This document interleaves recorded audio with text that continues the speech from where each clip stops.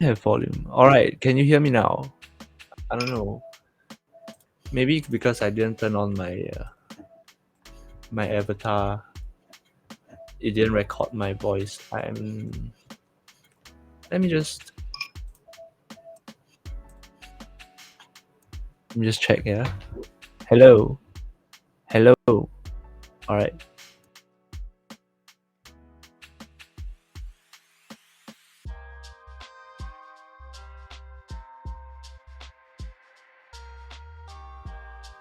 Alright. I'm not sure if people could hear me just now.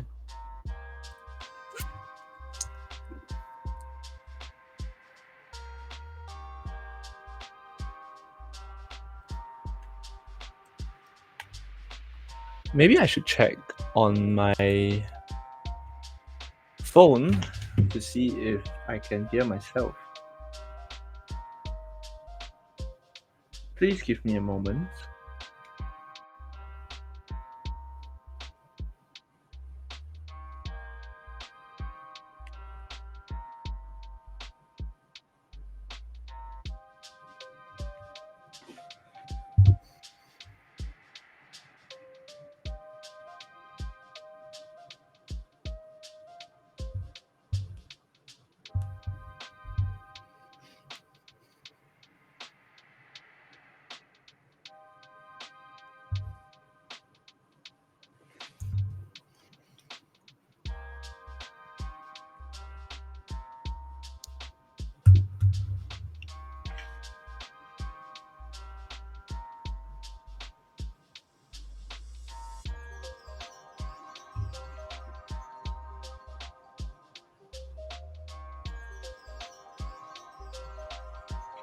Hello. Hello.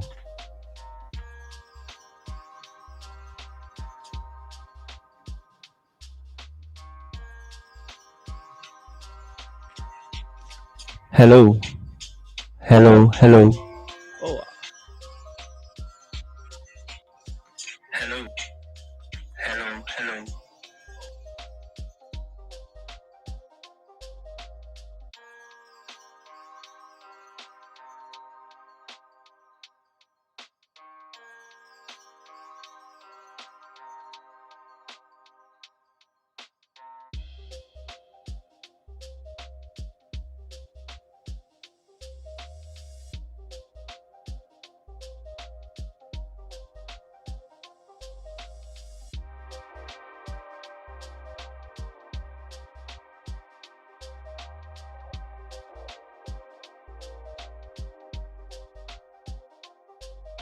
Hello.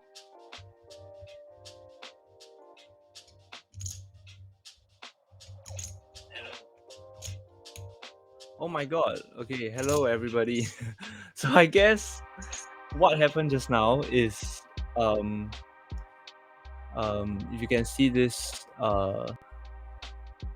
box here, because my camera is not on, so I decided to turn it off.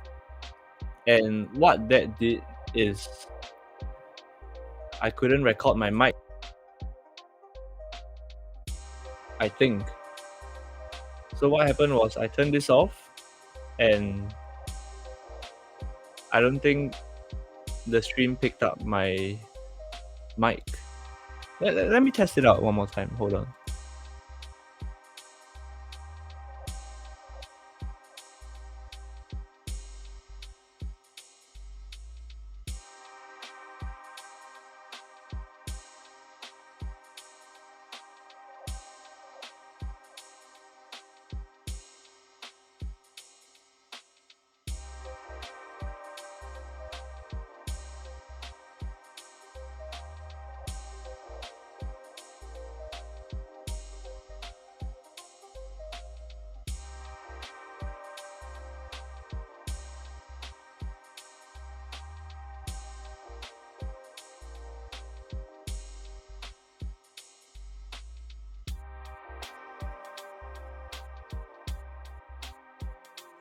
Oh my god, yeah, that was so fucking noob.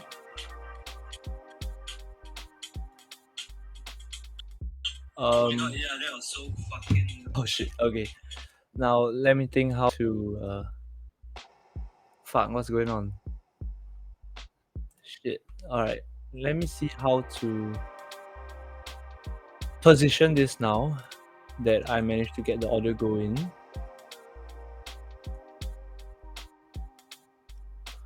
Alright, so I think with that icon, you guys can't see what's going on here, right? So where should I shift this? Can I shift this anywhere else? I'm so sorry.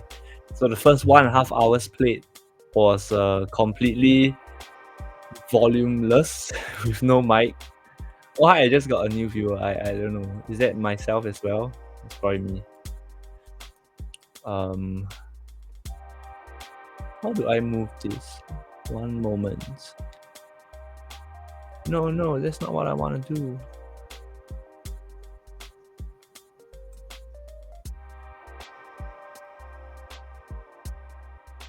How do... fuck it.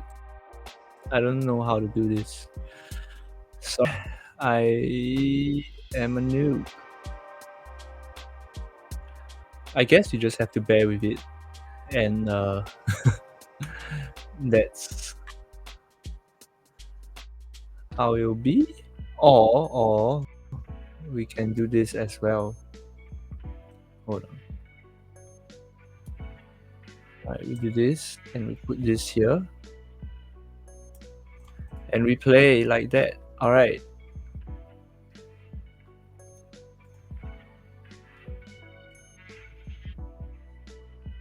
Okay, I think that works.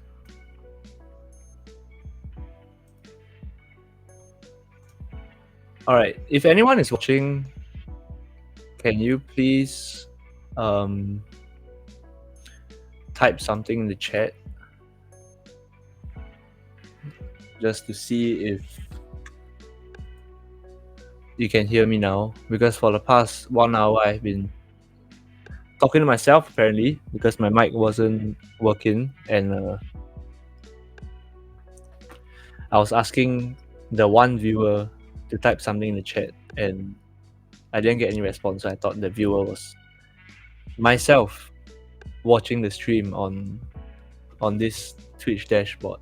So if anyone is watching, please type something in the chat, and I guess I'll just continue with the Bankroll challenge.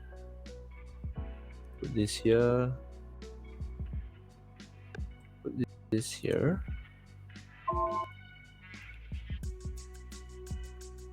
Does that work? Alright, I think that works.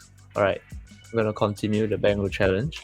So I played for about 1.5 hours talking to myself, so you can't hear what I've been saying the past... Fuck my life. For the past 1.5 hours, I've just been talking to myself. So I was talk through all of my what I would call stick hero calls and talking about the player population and why I play certain hands the way I've played them, why I choose to call in certain spots, why I choose to jam in certain spots, why I choose to bluff in certain spots. And although it's not professional advice at all, it's my thought process, which I thought would be interesting for anyone watching to hear.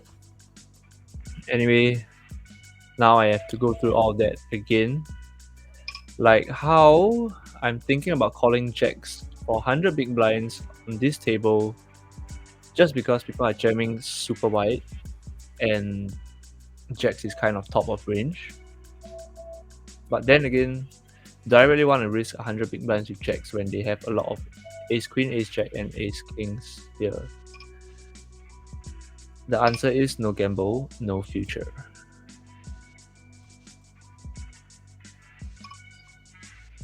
Like that, look. Now you just got a hole. No nines. Fuck! I knew it. Jack, please, dealer. Alright. I guess we got it in good. So, not too much to complain about. But that's what I mean, you know, when you are on the golden tables, ranges don't matter. If you like your hand, just go with it. That guy liked his hand, and he liked it even better after the flop. Now, getting raised here when you flop a set, he has a lot of ace king and two pairs, pocket fives as well as flush draws. Not many pair with flush draws because we hold a seven of clubs. I mean, not many flush draws.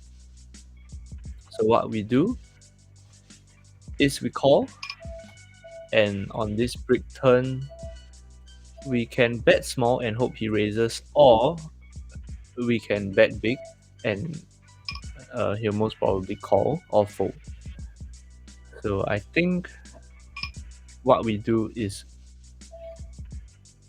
we bet small, just so that he still continues a lot of his ace-x holdings that chose to be a donkey and raise the flop. But also he would raise a lot of his better hands like ace-7, ace-5.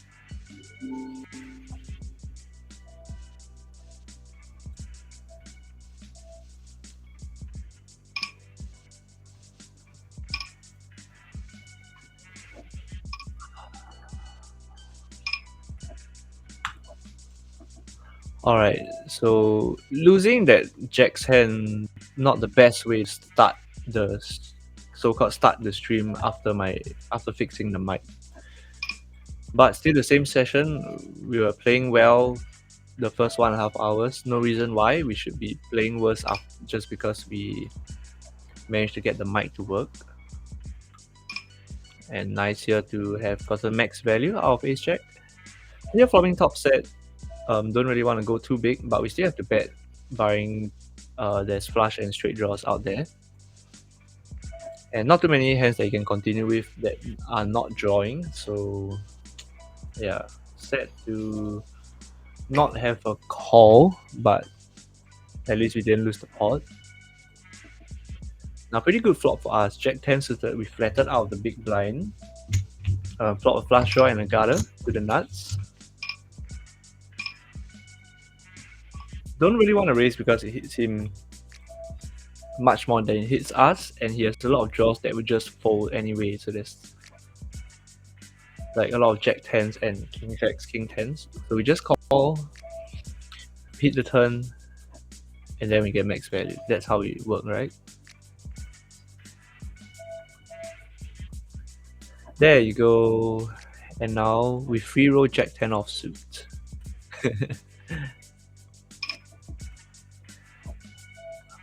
Does he jam king queen? I don't know.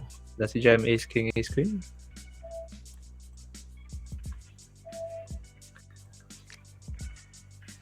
We go small, hoping that he bluffs here.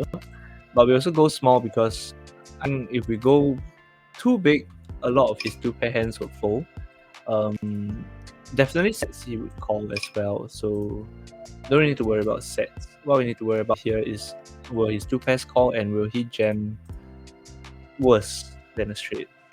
I don't know if he has any bluffs that would bluff on this river because all the flush draws miss. And people don't really like to bluff when both flush draws miss. They like to bluff when one flush hits and their flush draw miss. That makes sense.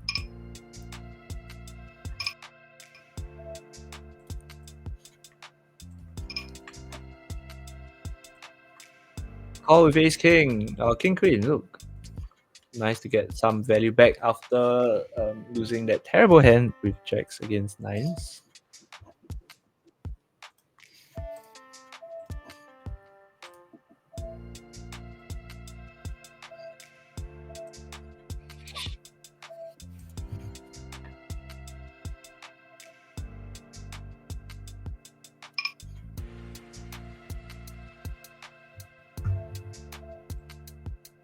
Think there's any reason for us to raise that flop, even though it does hit us our range pretty good compared to them.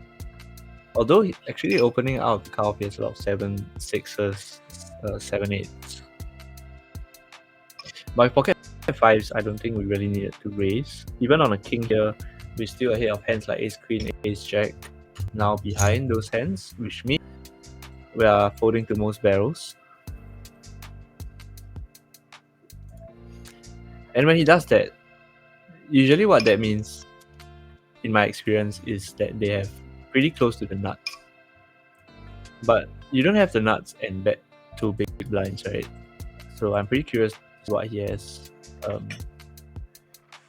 could just have absolute nothing, all the nuts. Like, yeah, that's not really nuts. Maybe my read is wrong. But the good thing is that he got me curious, I guess, which led to me paying him off with a hand that I said I was gonna fold. And he gets an extra 20 cents.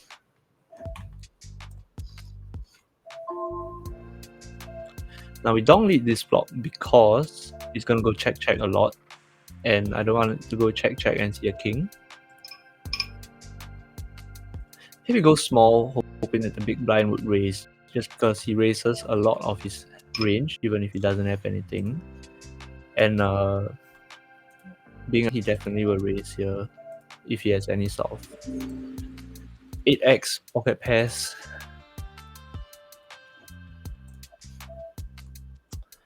And here I think we just go check.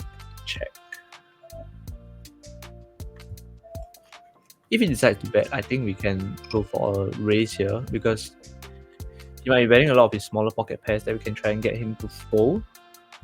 Ace king, definitely he wouldn't bet. Definitely not folding as well.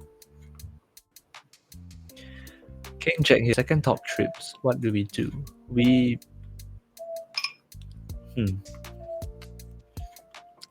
against button, I think we check, because jack hits the button a lot and he might choose to wrap the jack. He might also have hands like jack 10, queen jack that we are dominating at the moment. So we're gonna let him barrel. Now we are definitely not. Here we have second pair and 80% of a royal flush. So what we are gonna do is put money in the pot.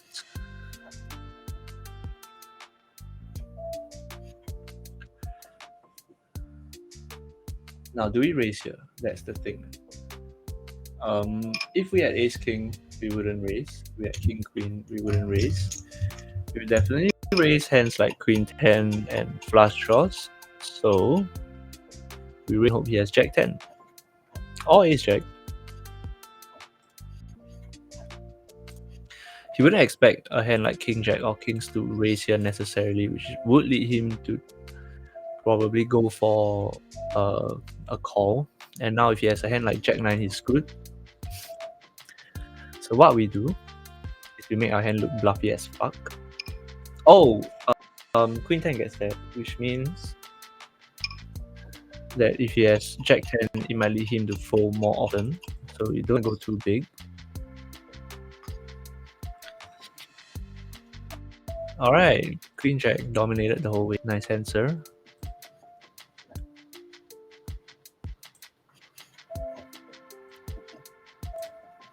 Could have probably went a bit bigger, because queen jack blocks queen 10, which is the hand that we would have wrapped as a draw if we had something like ace queen of diamonds with just a pure flush draw. We might try to wrap queen 10 and barrel on the river.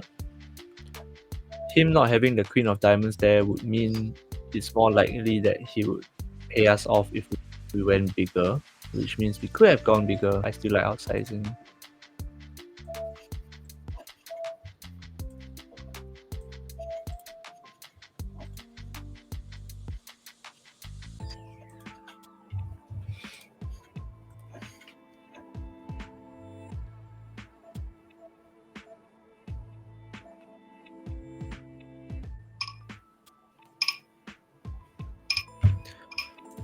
Alright.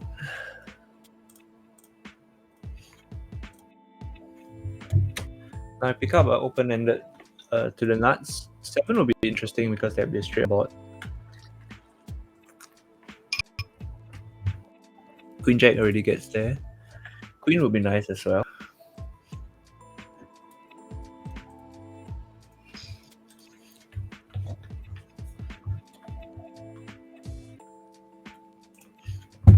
Ace 6. And he snapped the turn as well. wow. Checks in the big blind.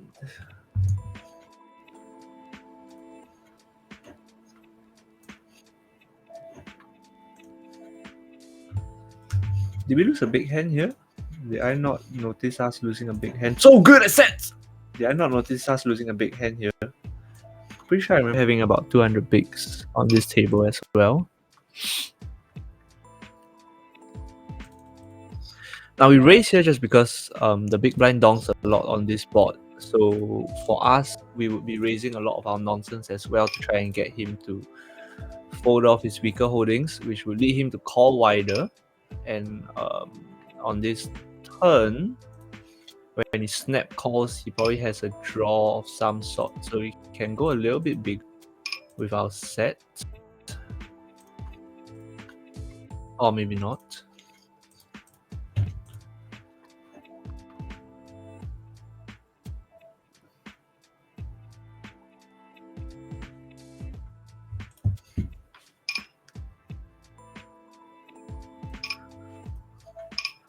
King Jack, 2 pair on the turn. Ace 10, nut straights on the turn. What do we do? We beat Ace Queen, we beat Ace King, we beat Queen Jack. We lose to Queen 10, Jack 10, 10 9. Not folding, but we have to tread lightly.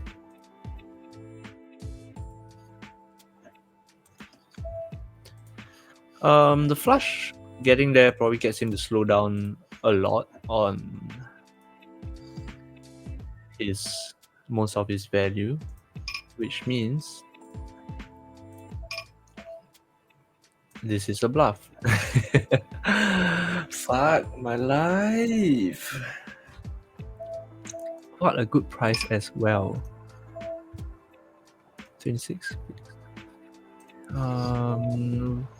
I'm not sure if he jams hands like Queen Jack. Most probably he has a straight, right, and just like gave up. Yeah, boy, I'm a fish. You don't try and bluff the fish. Rule number 1. Don't try and bluff the fish. But yeah, something in my heart told me also that he was Queen Jack with a club that was just frustrated with the turn and wanted to jam bluff the river, wrapping a flush because he probably thought I had a 10 and I would fold. Sadly, I didn't have a 10. If I had a 10, it would have went all in on the turn. Now, we have a straight flush draw and the second nut flush.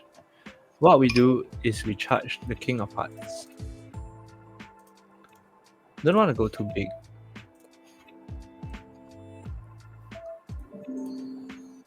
Yeah, just because he would be check. It would be check anyway. So might as well go for some value on the turn.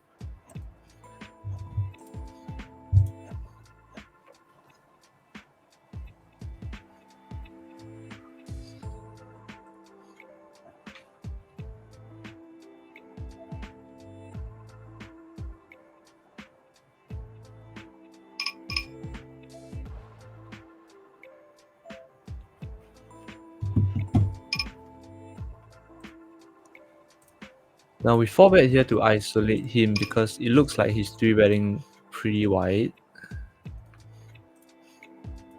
17% out of 24 hands. Actually, that's too small of a sample size to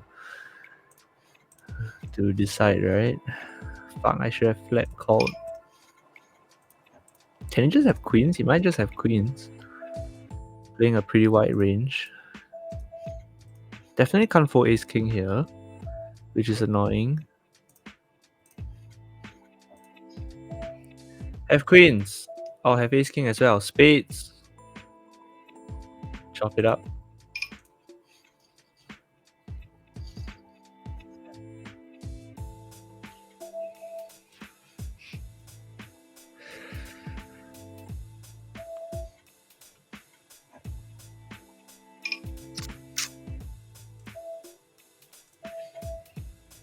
All right. Maybe give us a I don't even know what I want on turn. Queen? Queen would be good.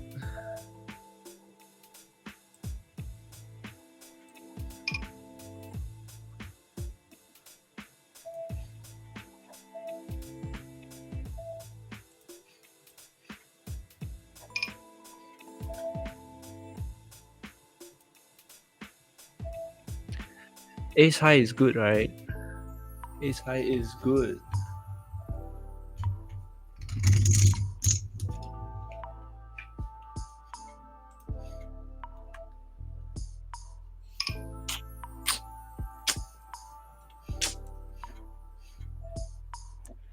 This sneaky little bastard.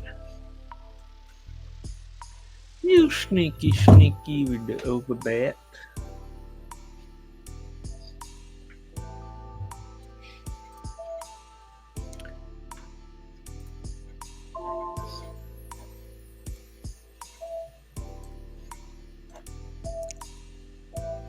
Hmm. Alright.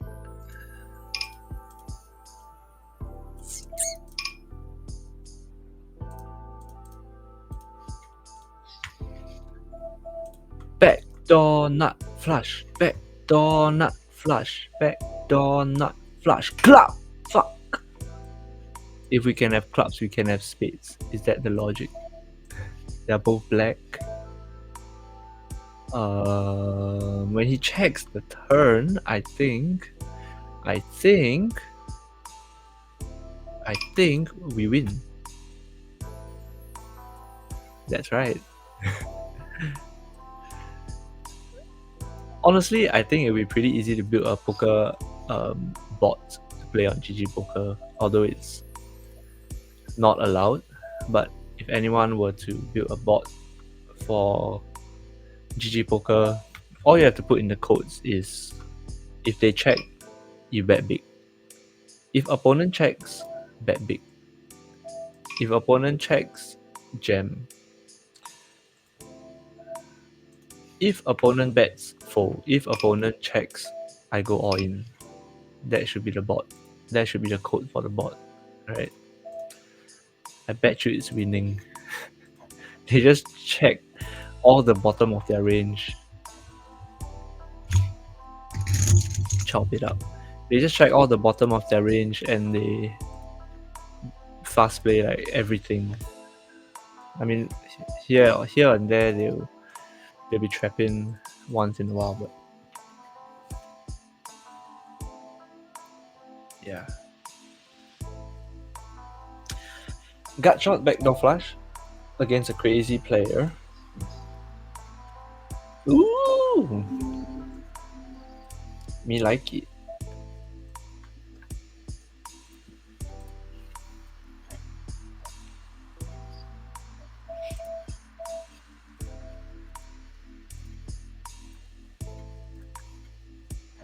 Seven deuce, six deuce,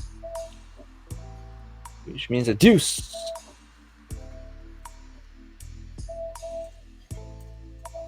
And a deuce.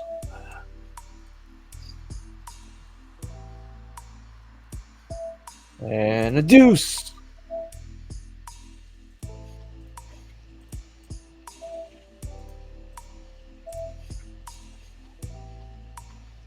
He raises all of his aces here and folds everything else. That's right. Win with bot high. That's how we do. That's how we do. Aces. We got aces here. As Charlie Corral would say, we have 7-5 suited.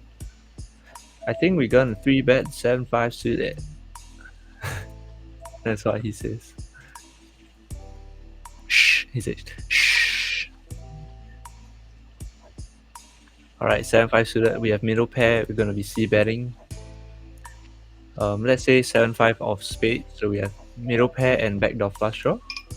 Gonna be going for about 40%. Now 7-5 of spades, we have second pair with an open ender, so we're gonna go for a little bit bigger of a bet against his flush draws. He has a lot of overpairs and some king queen of clubs. We block the ace of clubs. He also has some, very rarely, occasionally has some 9-8s, some jack 10s.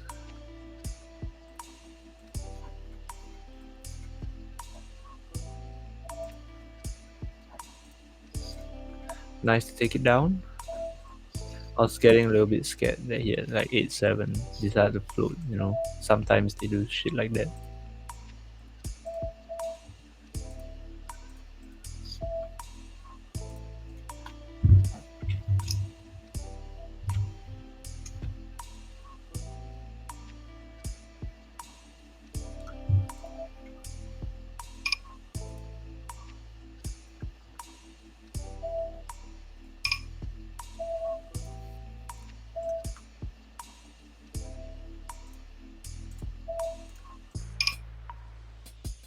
Hmm.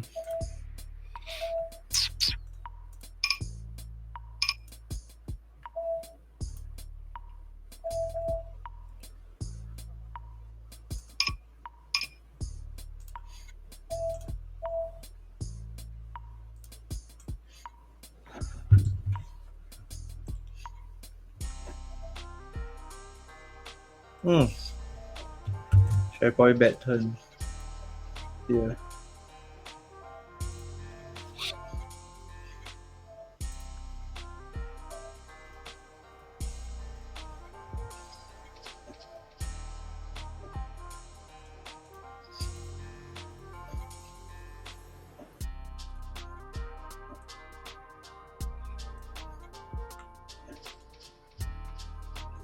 I could have bluffed that because we don't really have showdown value with a 7 against on that board with ace king check.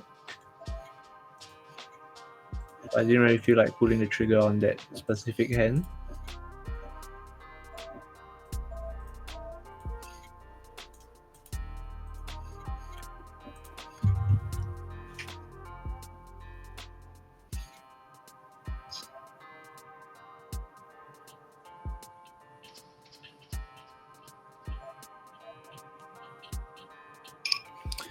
Queen's here in the big blind. Gonna be bumping it up because we have a limper and a recreational player opening for the min. Damn it. Oh fuck! Misclick.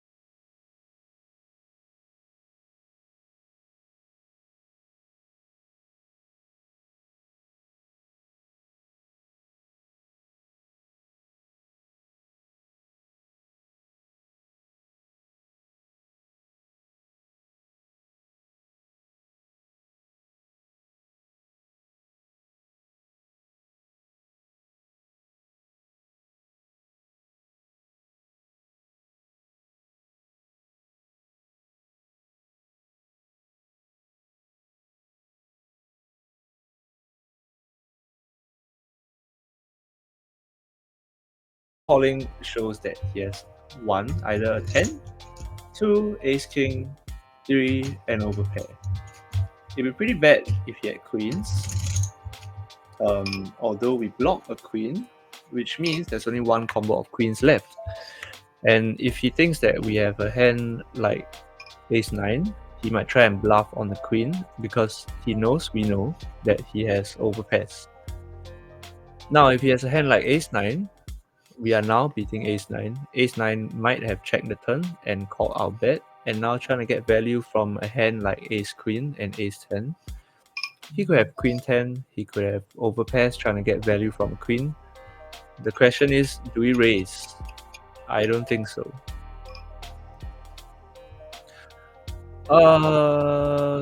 Did not expect king jack, but I guess it was lucky for us that he raised the. It was bad. It was. We could have won a bit more if he checked the river, and we probably went for a bigger sizing. Not really sure if we could have raised there because overpairs might not pay us off. King jack might, but I didn't think king jack would be in there, and I think only queens would call, and tens would call as well. So that's why I did not think to raise. Maybe I shouldn't have been a pussy and I should have just raised, you know. If anyone saw that hand, please tell me if you would have raised. So ace king here didn't think about 5 betting just because it will really limit his range to only ace king and overpairs. And here on this dry board, betting this small looks like ace king, but we are definitely not going to raise. We're going to let him barrel.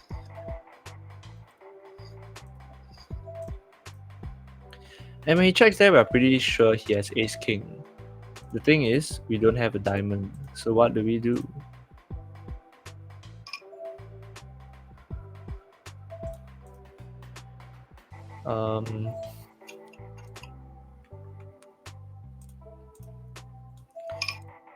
Check and chop, or should we try and take it down?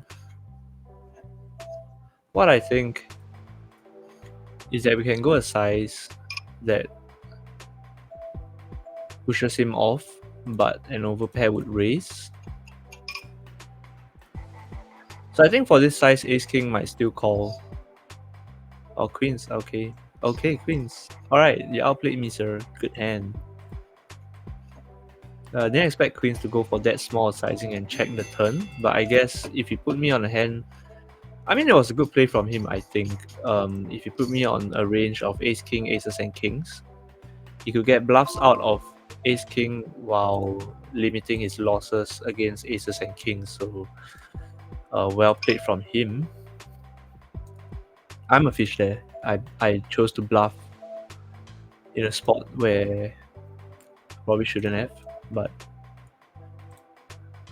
I have some sort of OCD, which is bad for poker. I kind of need every pot to come my way, you know.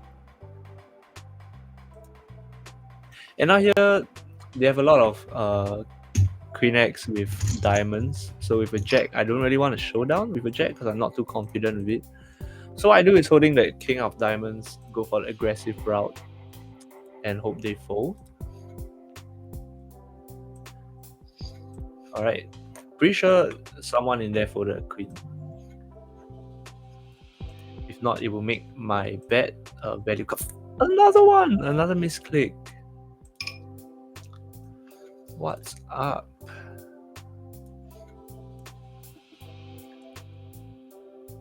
Take it.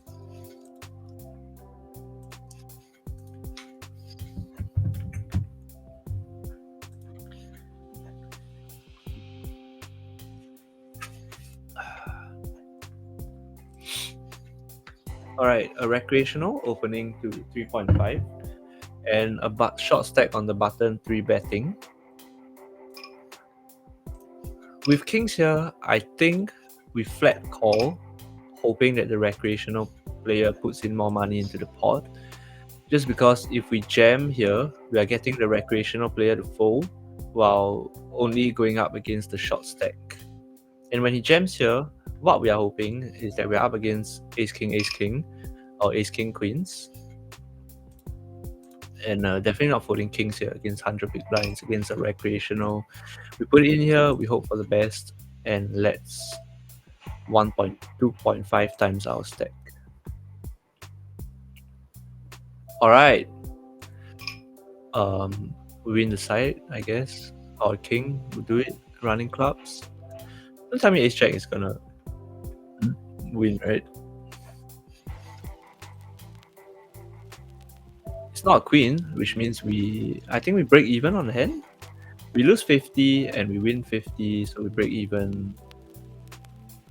Or we might even have won a bit. Yeah, we break even on the hand. That's pretty annoying that ace jack finds the flop to pair, but what you gonna do, you know? It's poker.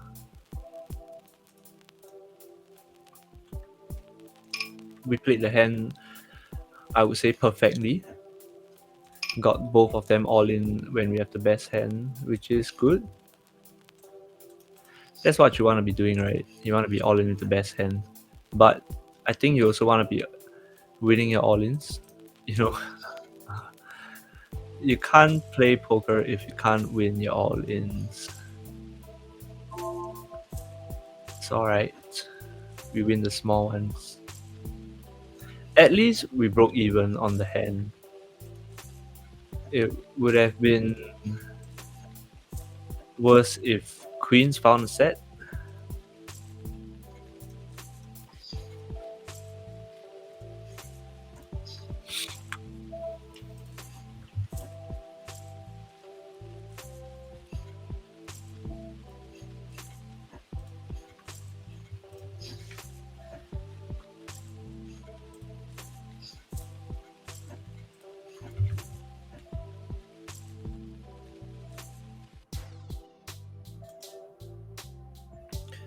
Alright, so we peeled with 10-8 suited and we flop a flush draw on an ace high board.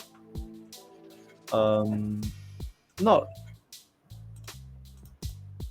when he checks back there, doesn't have a lot of ace X's, so I guess we can go for a step.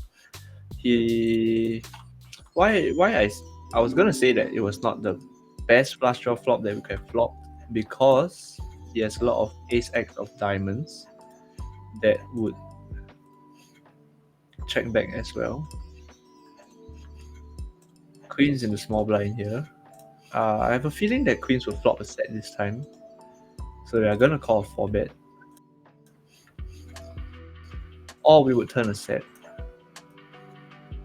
Definitely c-betting here. Try to look as nonchalant as possible. Holding the queen of diamonds, we are not very vulnerable to flushes. But when he calls so fast on the flop, he also has a lot of flush draws, which means it's hard for us to continue barreling here.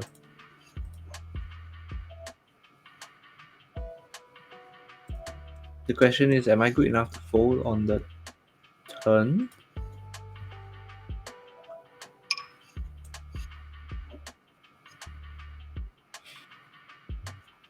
I think we call on street and see, right?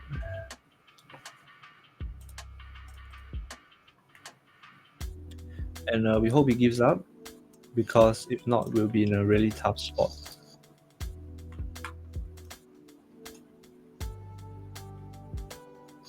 If he jams, I think I already got to think about it.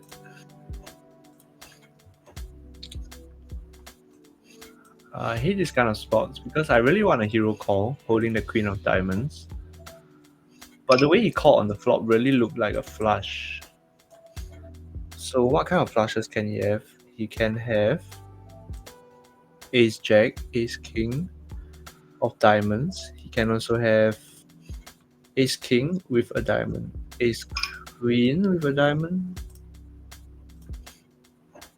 He bet so fast on the turn as well. Usually people would think about it, right?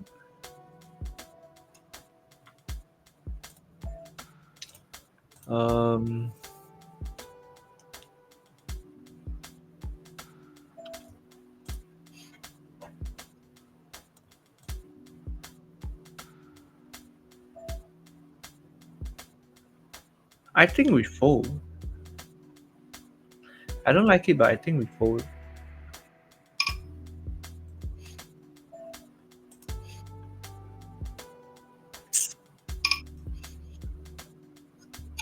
I think we fold.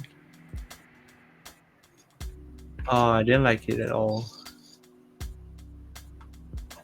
I mean, we called the turn to fold the river. I don't think we have folded turn as well. But the way he jammed on the river just felt like he had it, So I was okay to pay the turn, but I guess we save. We either saved money or we lost out big. I'm someone that likes the hero call a lot, so that was pretty painful. Whew. Please tell me I made the right fold. I mean, it would probably be a pretty easy fold for most people, but for me, I felt like it was kind of close. And I was very close to calling, but yeah.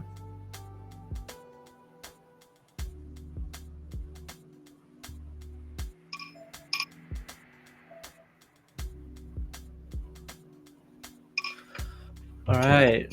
Ay, ay, ay.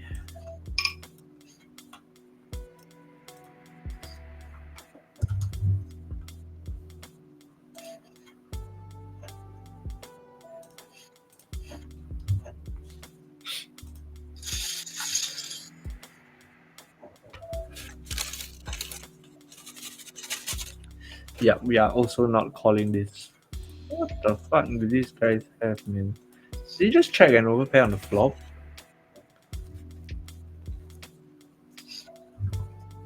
I mean, I can't really think of bluffs on that board, right? And he 3-bet pre as well. Alright, I gotta focus. I'm starting to bleed on the bottom left table. Ever since that queen's hand.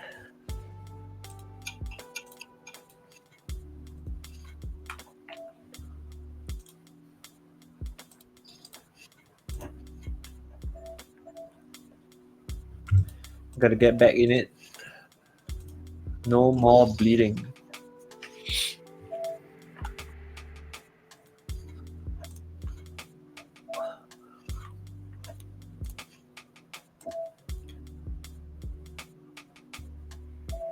One viewer, one follower. I still wonder if the viewer is myself or if someone else is actually viewing it. I think we go for it here.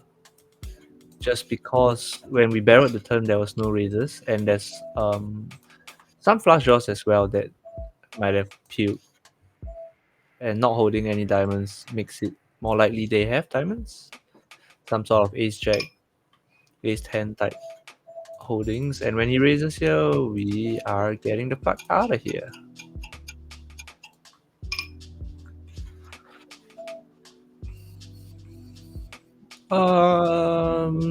Pretty much the worst turn for my hand, the best turn for my range. So I'm gonna continue.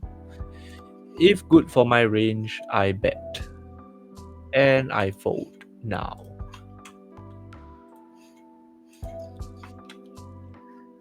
We are bleeding, bleeding, bleeding. Now what we do is check back here and call the 3-bet. Just because we have a lot of equity with our hand and folding to a jam.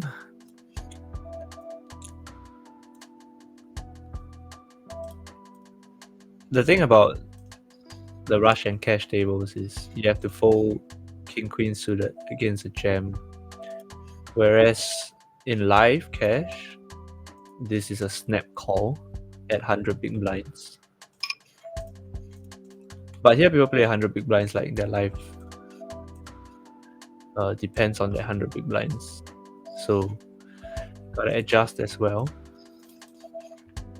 Now when we snap call like that holding the ace of diamonds, a lot of the time he's gonna think that we have a hand like king queen or flush draw, those type of drawy hands, which means that he can value bet a lot of his tens on the turn, which he doesn't. Woo! So good at flopping straights. So what we do here is we go for a small bet and get called by Queen 10 and King 10 and 9s. Now we dong this flop, hoping that he raise. So it's a range dong, bro. I don't have anything. Fuck.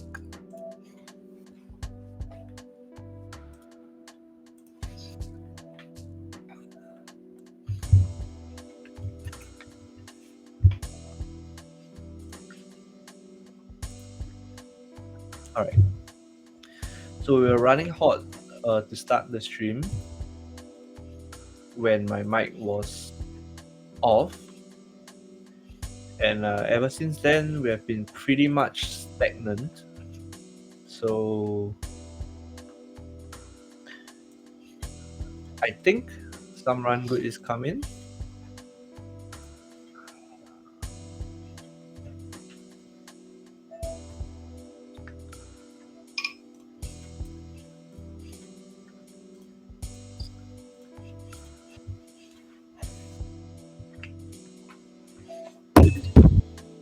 Sorry.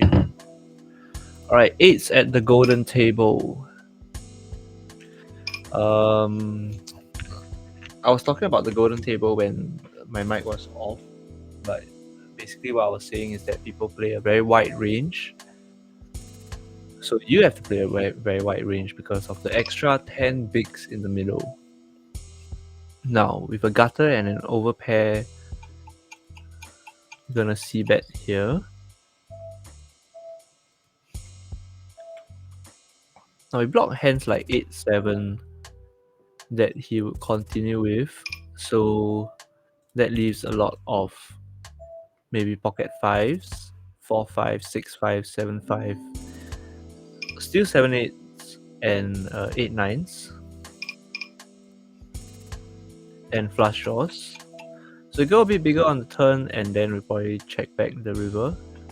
Folding, getting folds is good as well. Holding the ace of hearts here, I think we can hero call a lot of his river bets.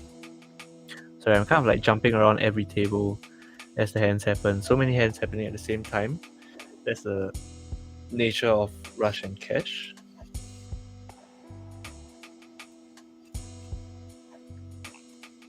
Queens here in the big blind. Under the gun, limps, hijack opens. Cut off 3 bets.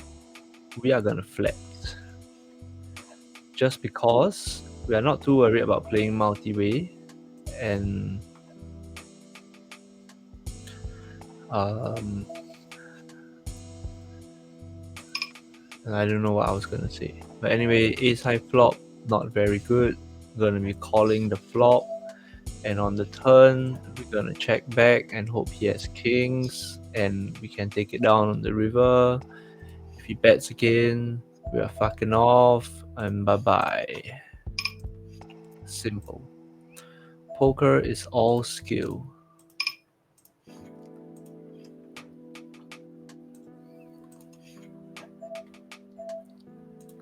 Now with a gut shot here, when he checks back flop and turn, unlikely he has an ace, so we're gonna barrel a little bit and probably go for it on the river.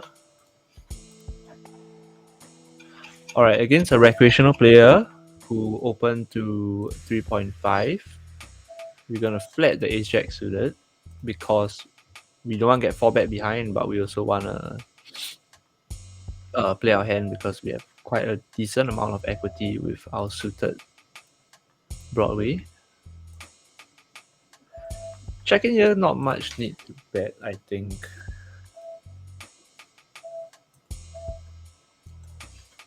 And I think we fold. Because he also c-bets a lot of his ace queen, ace kings on that specific turn, and he has a lot of tens as well.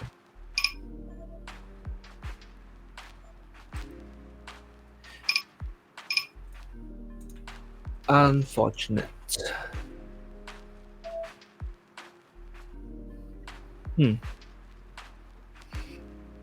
Checks back the flop.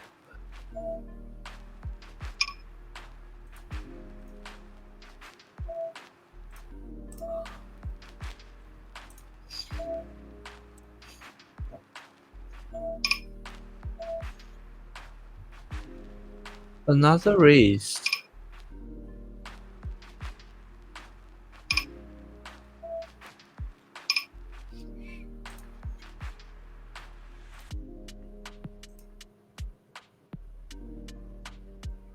Hmm.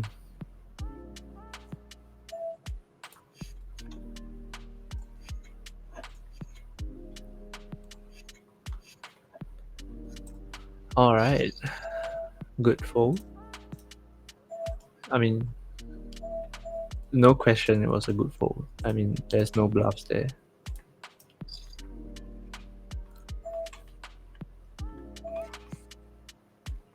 So we donk here out of the big blind. Oh my god! Now the thing is, if we jam, is he calling? He's pretty deep. And I don't think there's really a 5-bet sizing play here. Actually, there is. I can go for a 5-bet here and hope he jams. But he's not jamming kings here, I don't think. I guess for this size, we get him to push fold.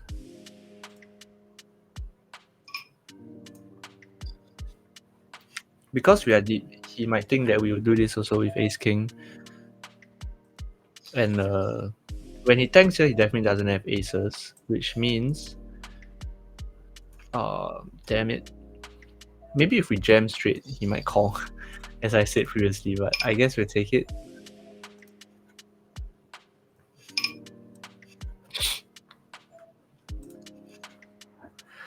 So could we have gotten more? Maybe if we went 75 or 80, he might have called.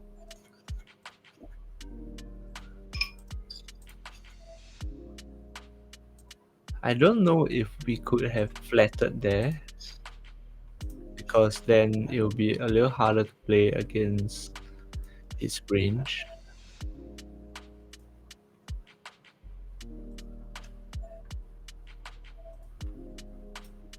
Maybe we could have went smaller with our 5-bet sizing, because ace king, if he 4-bet that big, he was looking for a jam, but he didn't jam, which means either we should have jammed or we could have 5-bet smaller and hope that he jammed.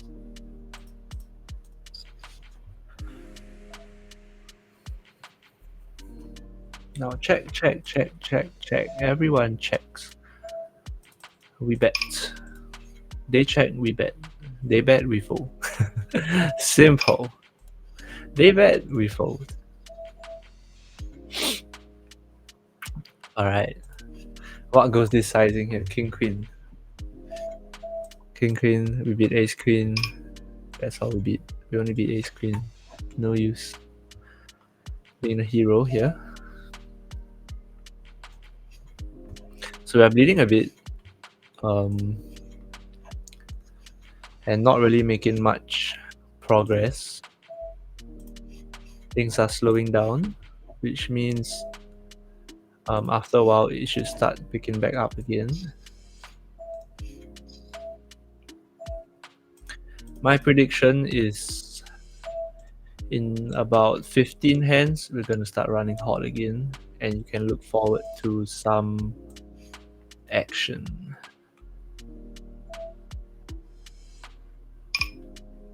Now there's a lot of flush draws here, so we don't really need to bet once we revert showdown. And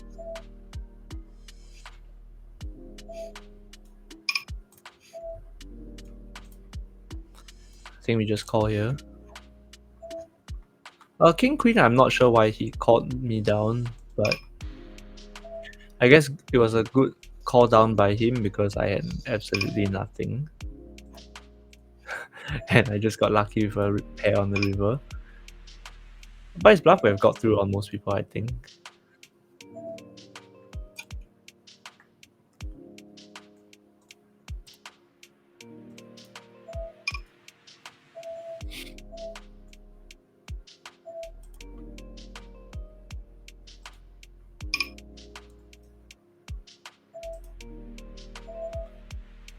Asia is no good for us. And I'm very inclined to call down here with the a7.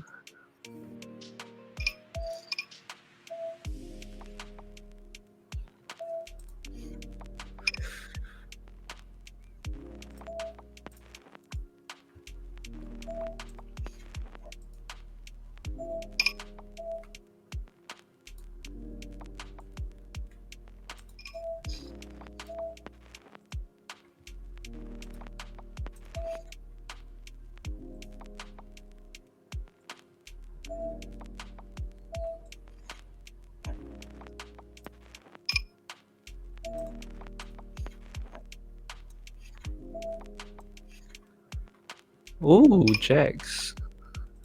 That's unfortunate. Alright, so bluffs here that we're picking off is ace jack, ace king, and we lose to all of his aces and kings and ace queen. I don't think ace queen goes for this, which means aces, kings, and bluffs. Nice hand, sir. You got the max value. Probably shouldn't have called his 4-bet pre, but I'm a donkey.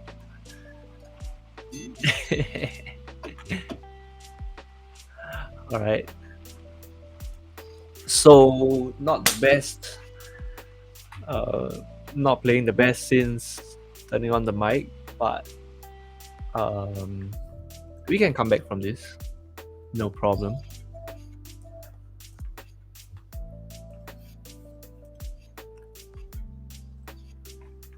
So has it been 15 hands yet? I don't know. I'm feeling it. The run good is coming.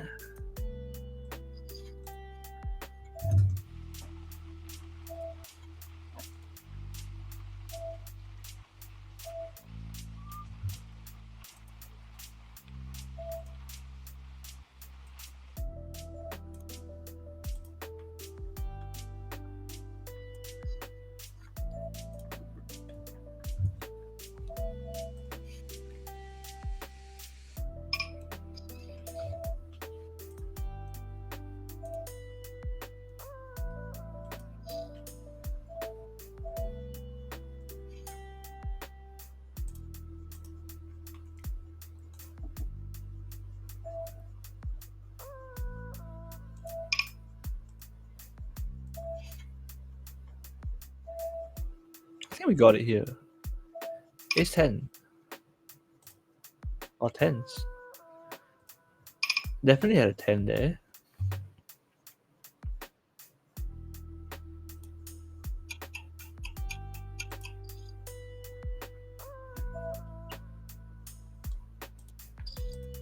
Alright, bluff get through.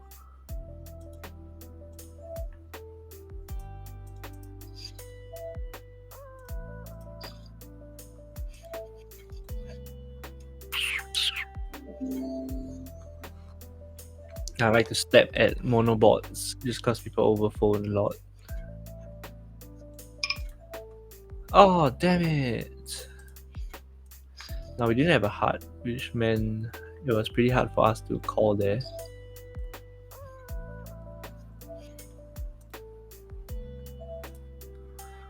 Alright, aces again, the small blind.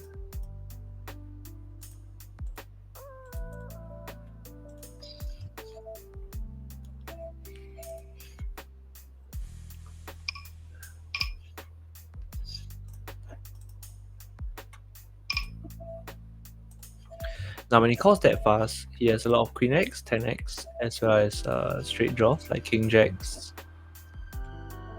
So maybe jacks as well. So we can go a little bit bigger on the turn. Don't want to go too big because don't want to scare him off.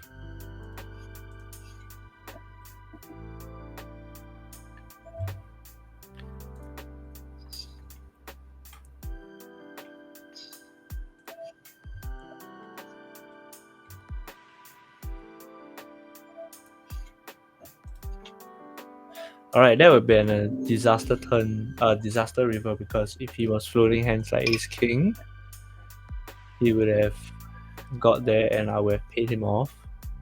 If he had hands like queen jack, I would have paid him off.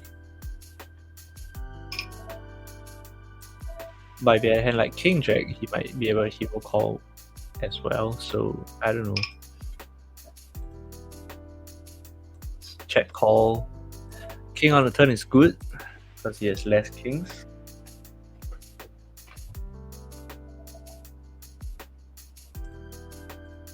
They check, we bet. Now holding the 10 of hearts, I think we check call a lot on this river. Because it's very unlikely he has a king. And he will barrel a lot of his flush draws on the turn. So I'm guessing a lot of ace X's with the ace of hearts would continue to bluff on this river, which means we can profitably call.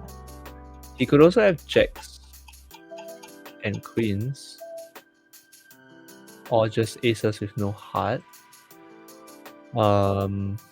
Was thinking about 3-betting out of the big blind. If we 4-bet, we would have called and lost more, so I'm pretty happy with the result, regardless. Fair pot.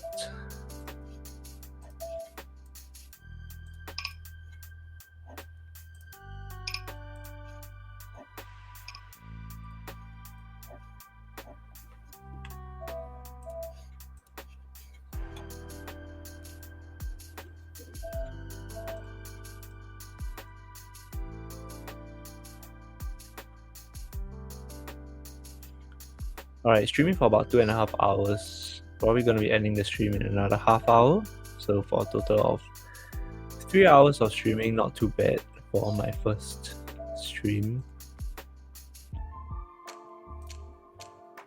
Top pair with backdoor flush draw. I don't think we're gonna need to do anything funny on this flop.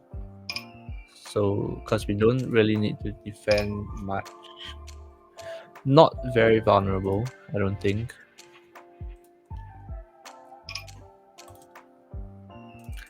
Now you go for a little bit of value here.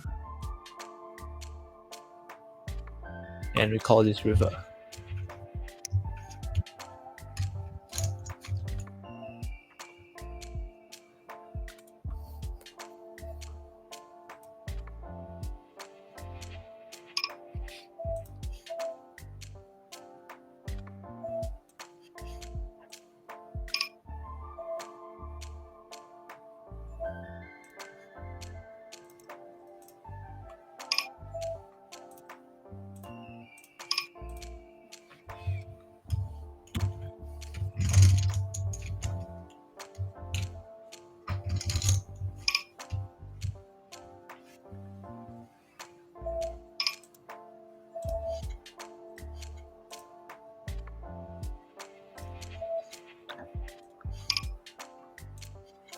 Now he can't triple barrel his flush draws like that.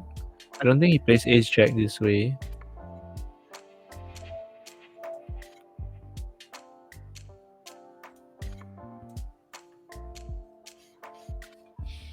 Hmm.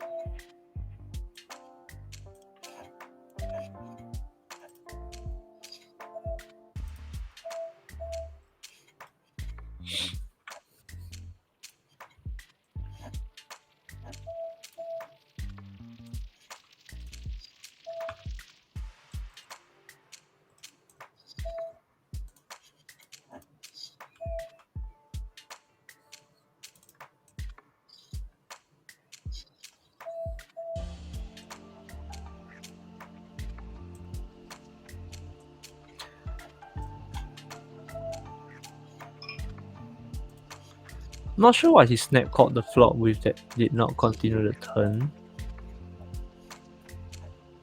Maybe a weak pair of some sort.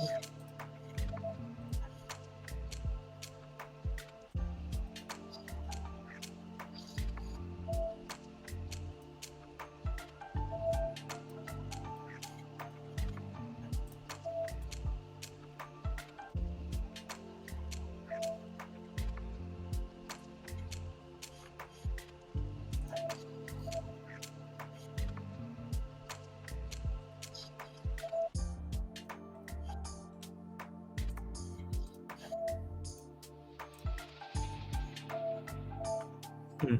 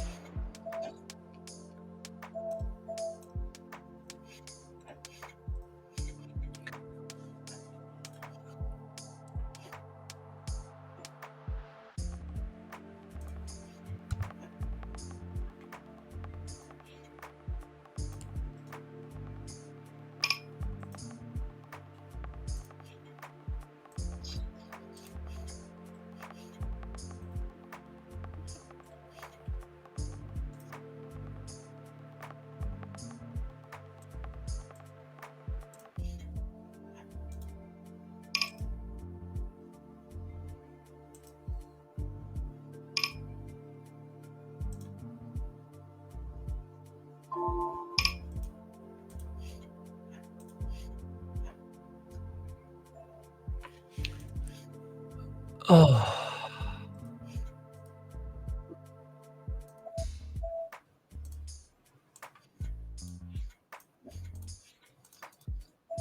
Oh no! I felt the set coming as well.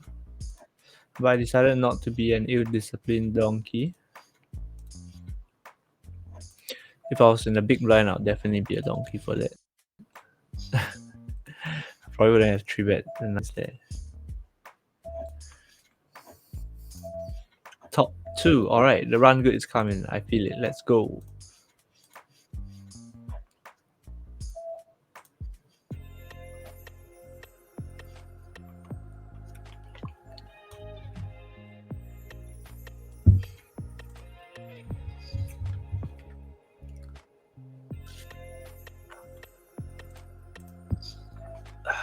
Flop the straight here.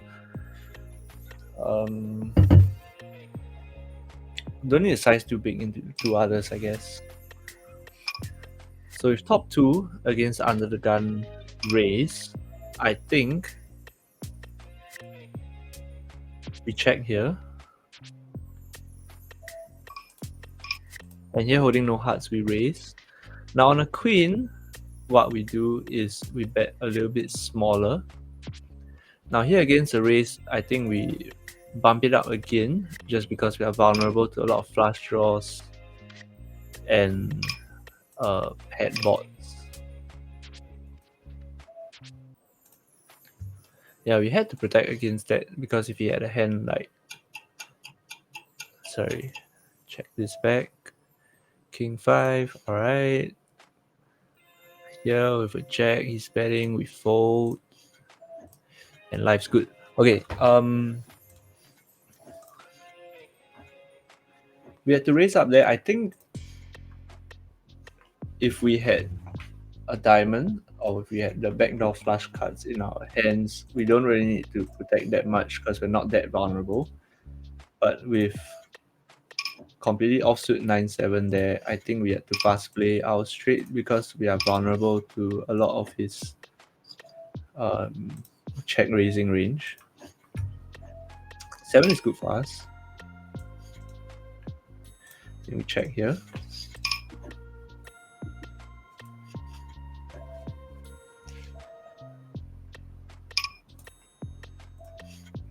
And we check raise the river for value, I think.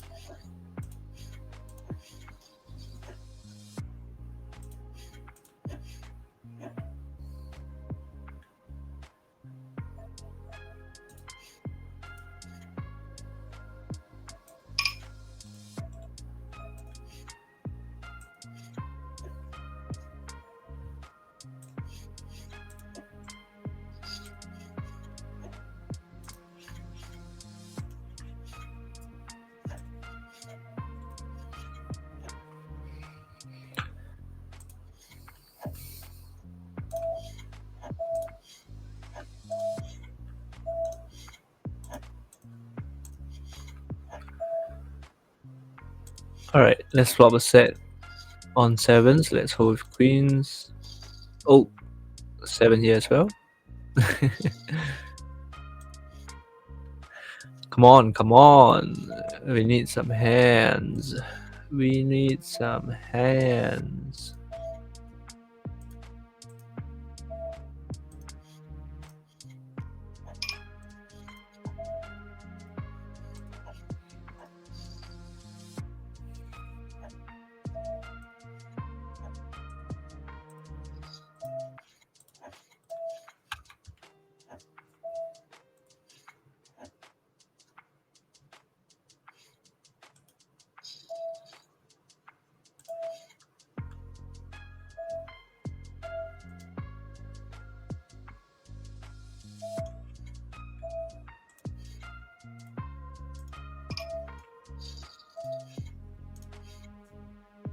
Not really been connecting with flops for a while now.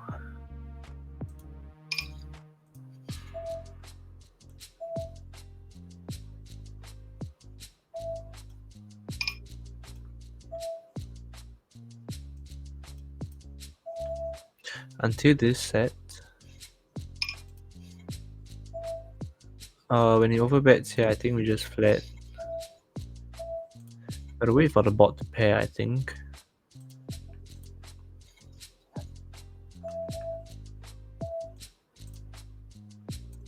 He slows down with a half pot. That's kind of ace kingy with the ace of hearts. Ace queens. So ace of queen of hearts. Now lose to ace queen. And he checks. Oh, nice hand, sir. Where's our run? Good. I guess it was lucky that it was a monotone flop. If not, more money would probably went in. Now the question is, how do we stop the bleeding?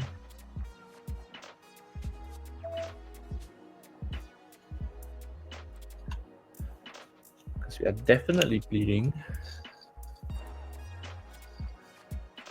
We've bled quite a lot. I think from here we went from about 350 big blinds to 230. Here we've lost about 50 bigs as well. Here we've dropped about 100. And here we've also dropped about 100. Total we've bled about 40 bucks off of these 4 tables, about a buy in each.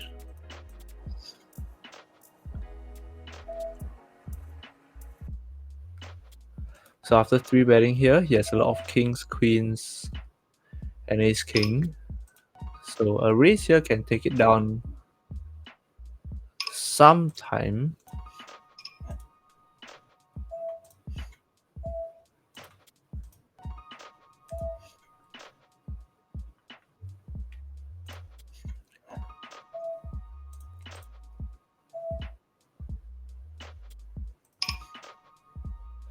I think we take our equity because we might still get paid from ace kings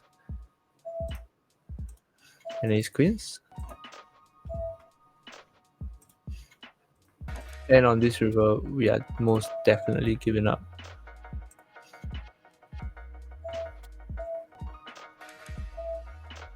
Or we can still get queens to fold, which I think is valid enough to warrant a step.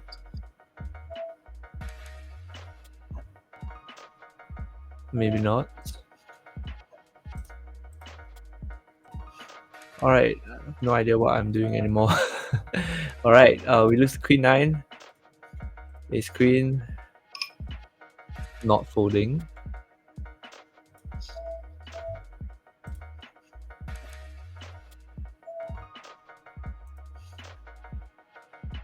Now what we do on this river is think. Does he raise flush draws on turn? Yes. Does he raise king queen? Alright. I think we can go for value against hands like king queen, king tens, jack tens, ace queens. Maybe ace queen of hearts type holdings. And we just lose to kings.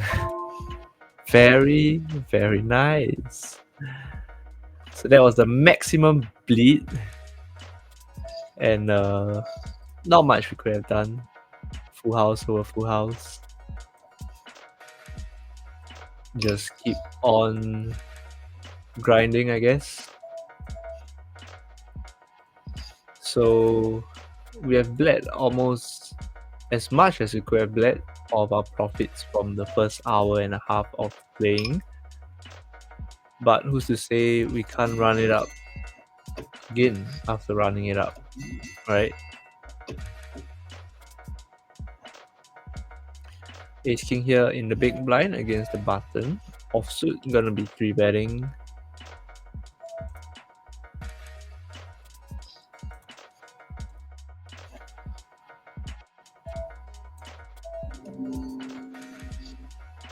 Now flat calling out of the small blind, flopping a gut shot. Now this is a turn that we want to check raise a lot. We have our gut shot equity, but the 8 is also a lot better for our range.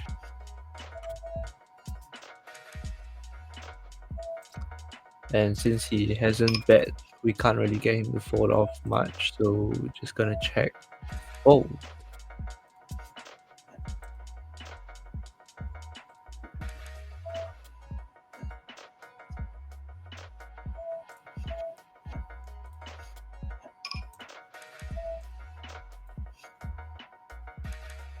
so on a pet bar, I don't think we want to be raising our nut flush draw. And not really liking our nut flush draw anymore.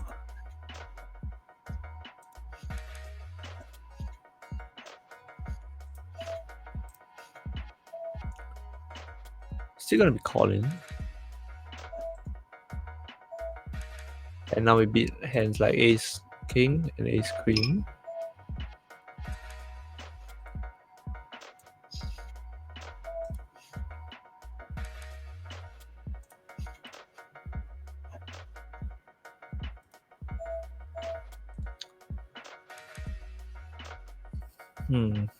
He does have a lot of pocket pairs. And Jack's definitely in his range. I don't think he just bluffs a pure ace king.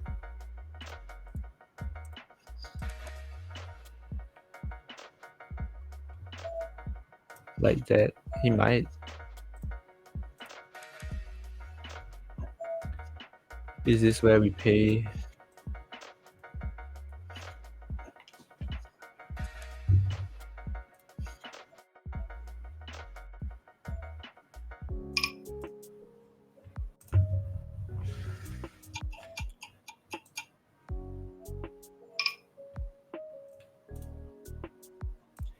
All right.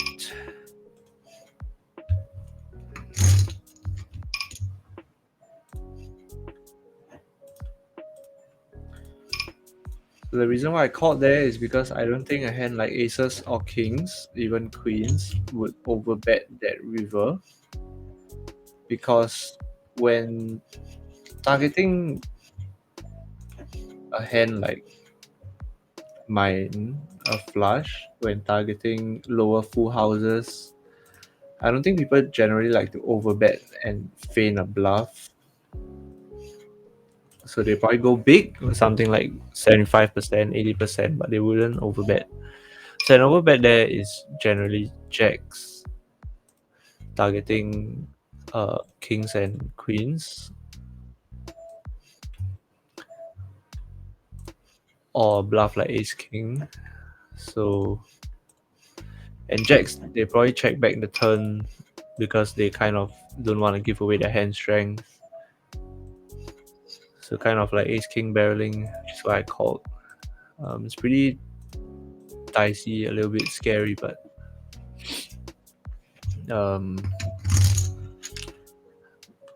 As I said just now, I like to bluff catch.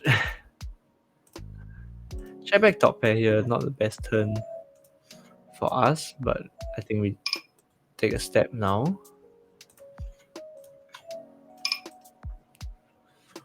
And it's good to kind of make back some on this table after that unfortunate cooler.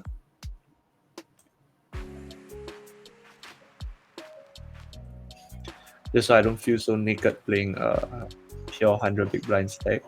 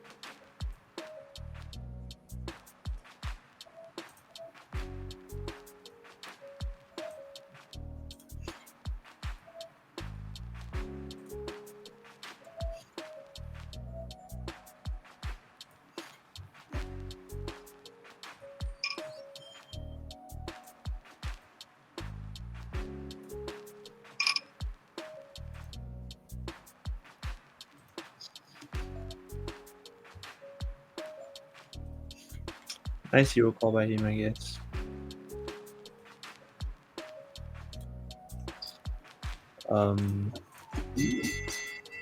I said to pull the trigger there, I think, because a lot of people fold their hands there. I don't think Queen Jack calls out 3-bet here. So I don't think Ace King jams here. So I'm looking at a lot of Ace Queen Ace Jacks that blocks the straights as well as the occasional pocket 10s and 9s.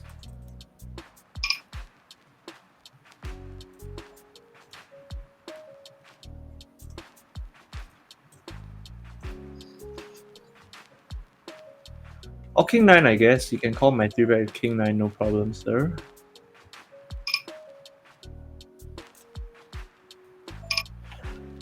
That's unfortunate. Definitely didn't expect King 9 to be in there.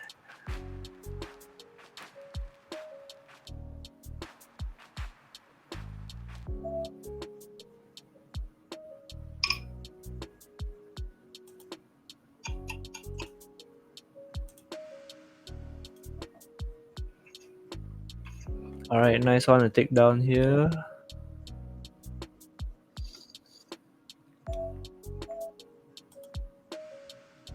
$10-9. Wow.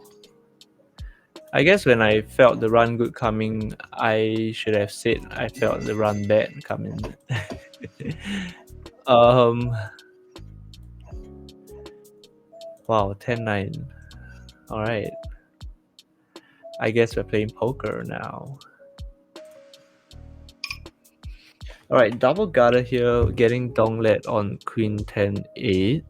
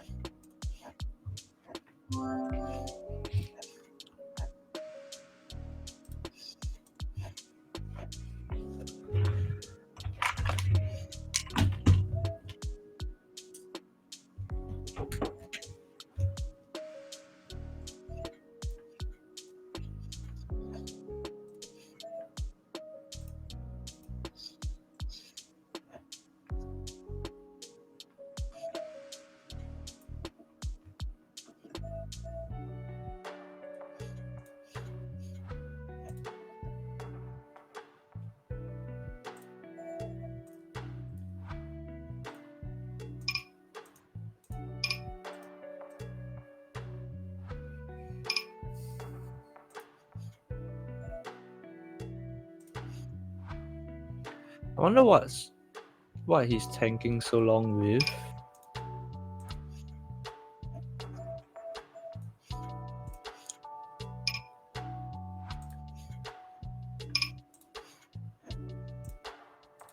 But I think it might be time for us to jam here, just because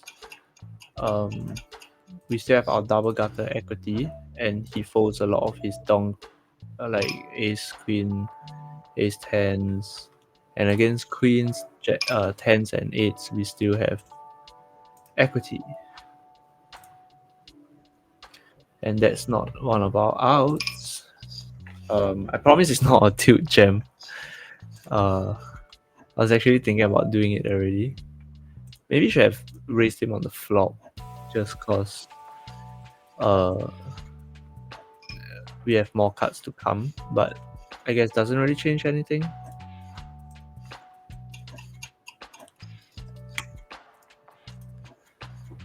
And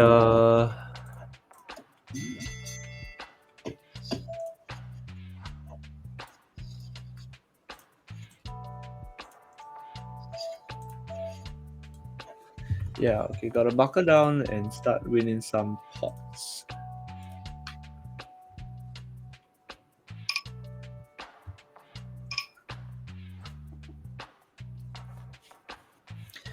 Getting a little bit frustrating how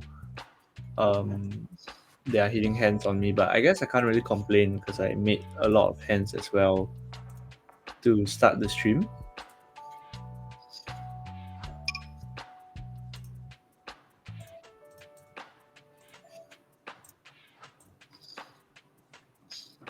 I guess it works both ways.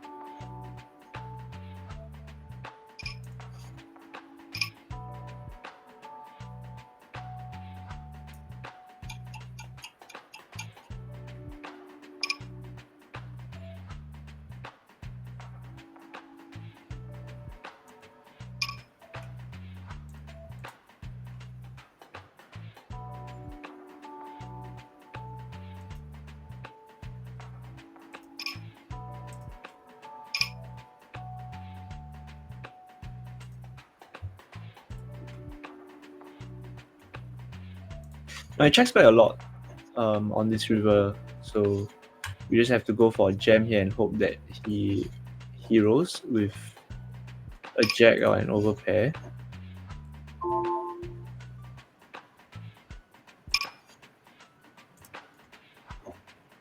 Like that. And just like that, we are back to our winning ways.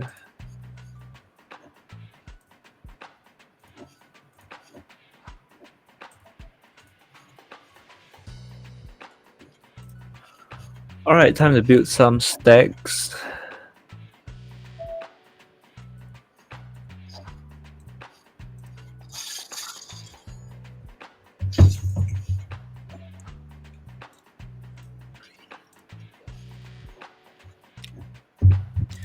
The crazy thing is, I think at one point in the session we were up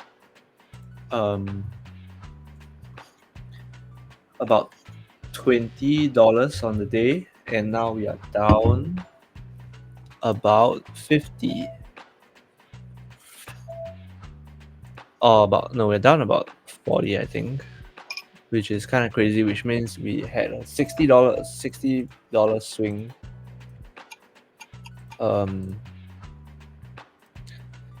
In the past hour or so.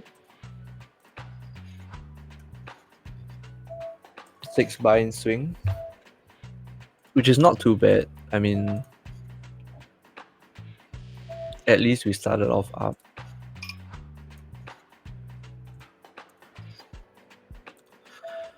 Right now, after having 3-bet, we read the ace a lot, but he also has a lot of aces that he will continue with, like ace king, ace queens, which we are ahead of. So I think we can go a little bit bigger on this turn. And then we'll go about 60% on the river if it's a break.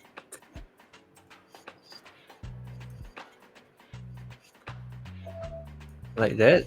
Now we go about 60, so maybe about 42. Take a while to make it look like we're thinking if we should bluff.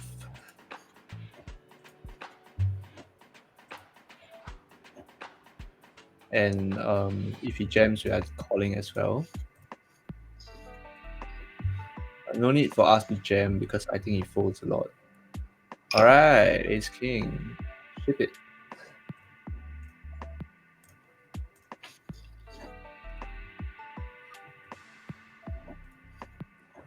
Now just check back here because he has a lot of better queens than us. He has a lot of jack X as well. And a whole bunch of ace kings. So yeah.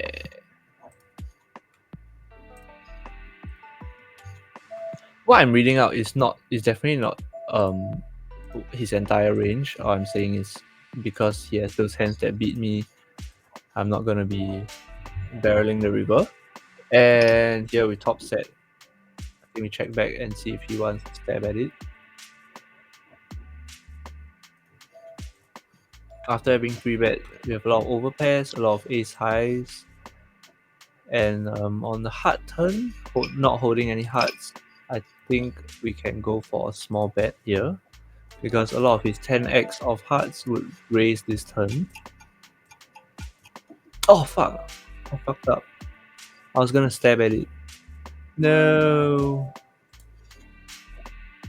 I guess we raise and hope he pays us now that we mischecked the turn. And he's not gonna believe that we have tens here. He's not gonna believe that we have jack 9. Alright, he hero calls with 4. I guess it's a good thing we mischecked the turn.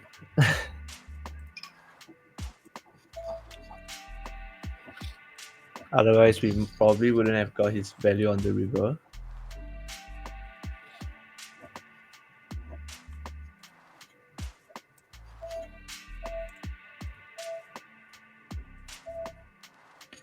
Turning a set here after they checked around on the flop, I think we go for Leo's step just because he has a lot of ace X's as well. And he might be trapping some ace 10s, ace kings, and having a 10 there, which means now we lose to ace 10, but ace 10 would probably raise us, so we're not too scared of ace 10.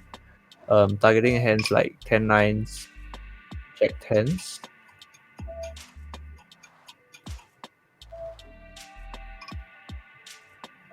When he raises here, it's pretty tough because, as I said, we lose to ace 10, we lose to 10 8, 10 6s.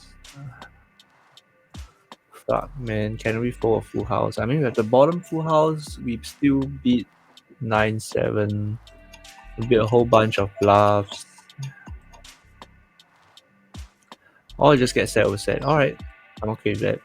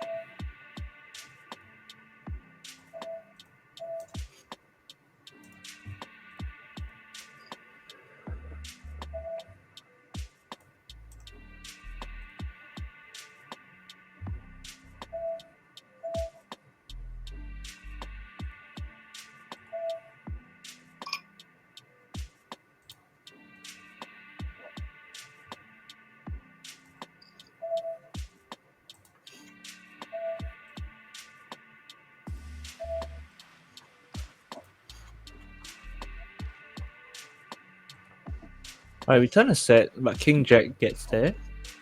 His hands like, well, now we target King Jack, I think. His hands like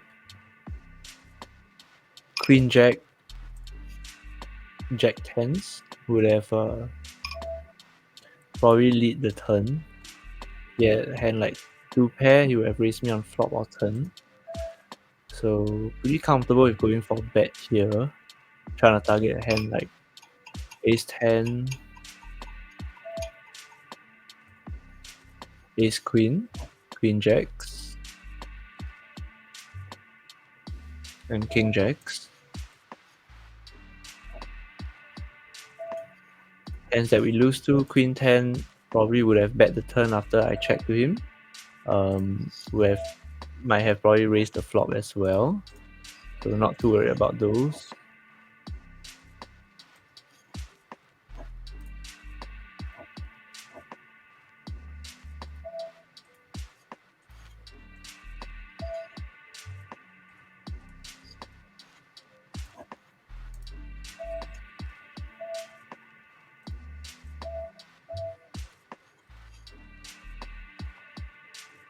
Streaming for about 3 hours now. Probably do another 20 minutes and then go to probably take a break. Not sure if we'll be doing another session after this.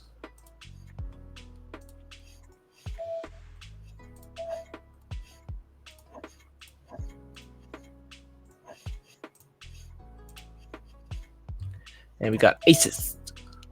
Aces. With this guy in the big. The flat call out of the small and a huge 3-bet from this crazy guy in the big, which means safe to say we can go all in.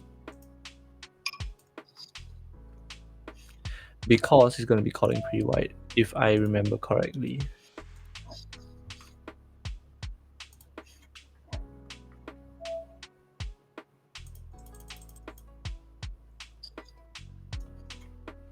Now with the straight here, I'm gonna take a little step, just because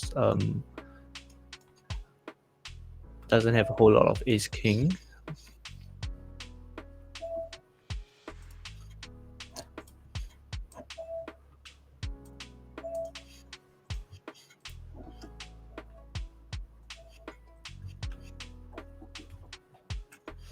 think I kind of tell my energy level is also dropping a little bit. It's getting a bit late.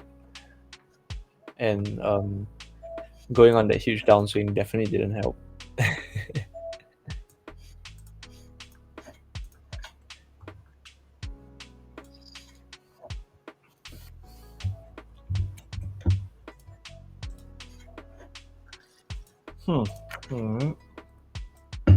Alright.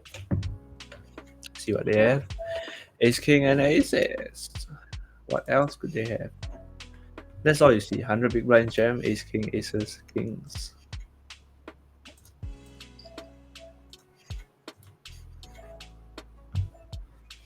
Tens here took a step on the flop.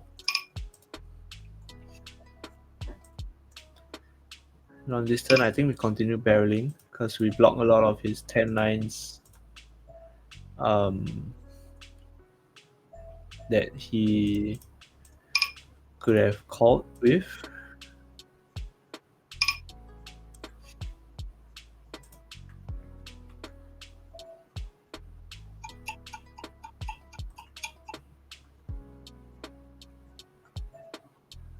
Three-betting jacks in the big blind, getting a 4-bet from the button. I think we flat and see a flop. Not really too worried because we're gonna stack off against aces, kings, and queens. And if he has ace king, we allow him to continue his barreling.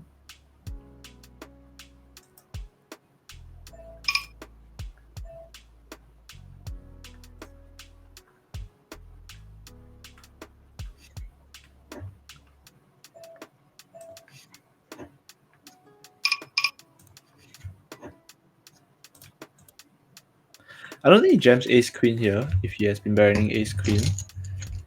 He might jam hands like aces and kings for sure, having 3-bet out of the big blind. But he has a whole lot of ace kings that might be trying to wrap the queen.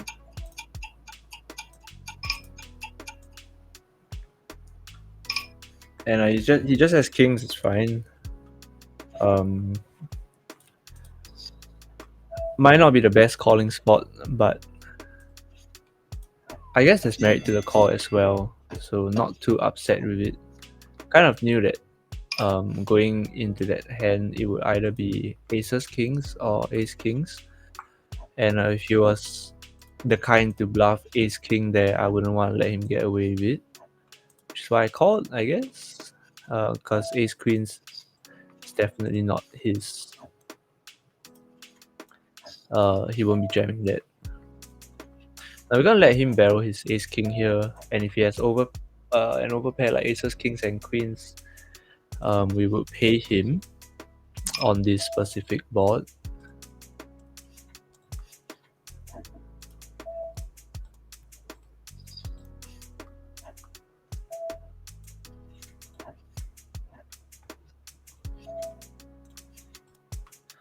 Not saying that I'm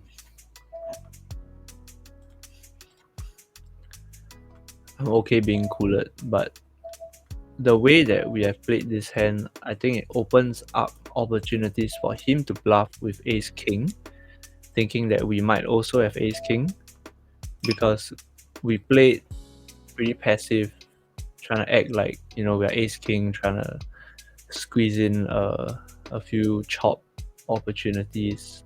And now when he jams here, I think he can still have ace king.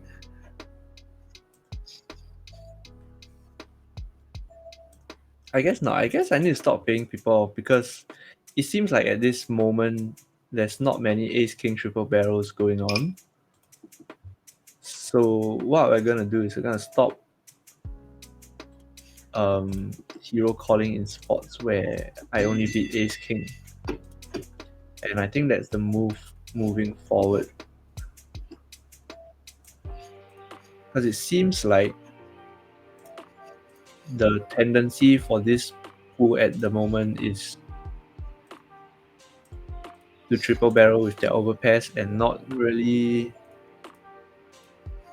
and give up with the ace kings, I guess.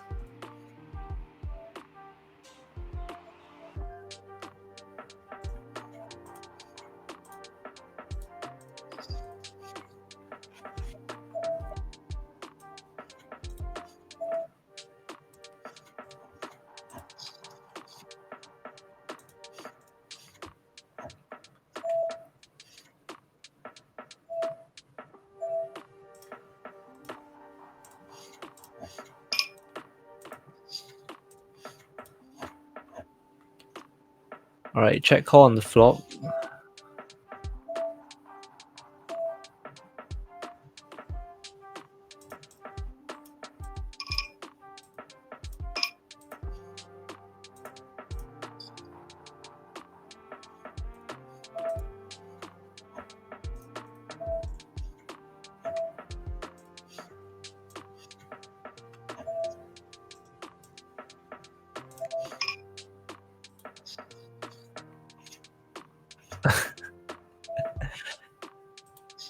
They have it.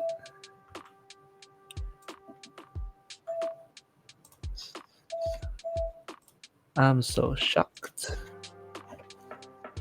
Alright, flop a set here, 10-5 for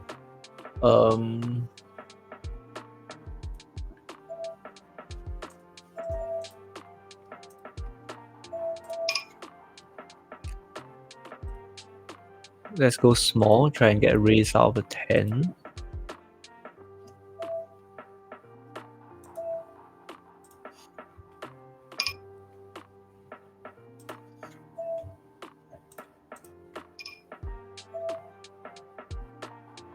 Now we don't want to go too big that flushes were just flat, so I think we go for a small sizing again. Try and get a raise out of a 10 or some flushes.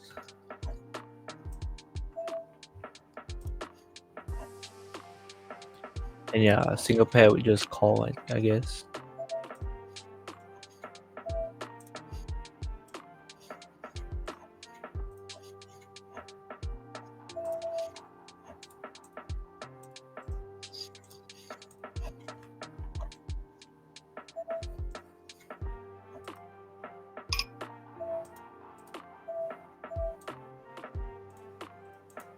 Go a little bit bigger here, about a bit over half pot sizing, because a lot of his range folds anyway.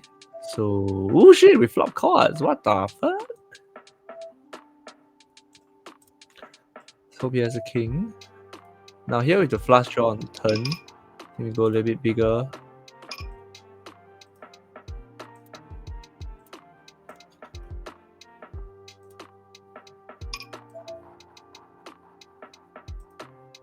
Don't want to go too big here and scare off a king. Now on this river, I think there's still a lot of his hands that would raise. Maybe he just has kings as well.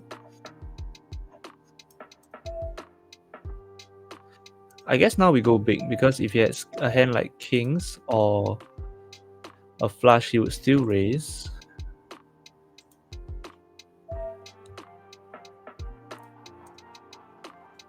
Calling the jam here because he has a lot of draws.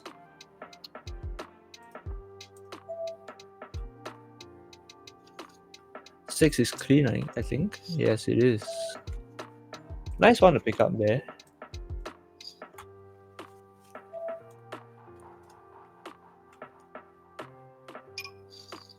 Deuce.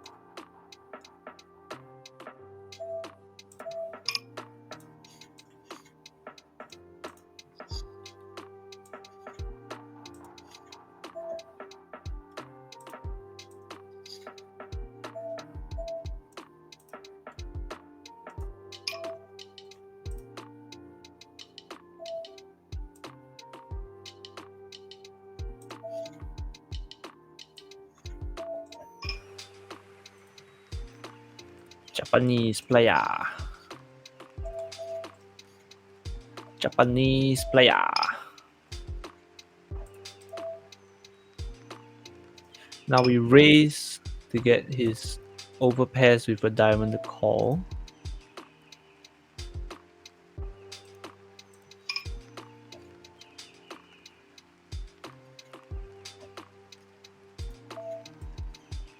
Can't fold here.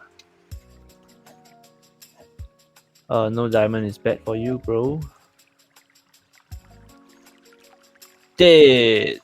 Nice. So the thing is, he was playing like an overpair. We called with a gut shot, and not too scared of flushes because it was just the way he bet. He didn't see my ace king of diamonds, which is the only flush that I would put him on. So pretty profitably could raise the turn there. Not too scared of flushes. And if he does have a hand like kings with a diamond or aces with a diamond, then we could have gotten more calls from him. But I guess he also called kings without a diamond. It's pretty weird, but not complaining.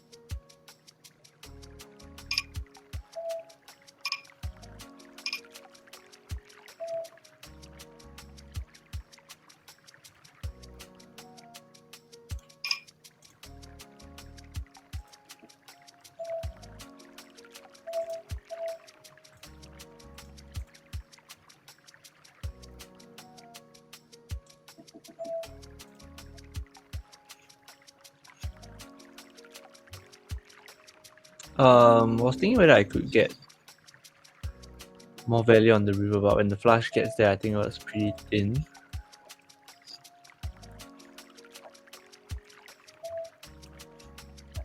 Because most of his jack axes would fold as well.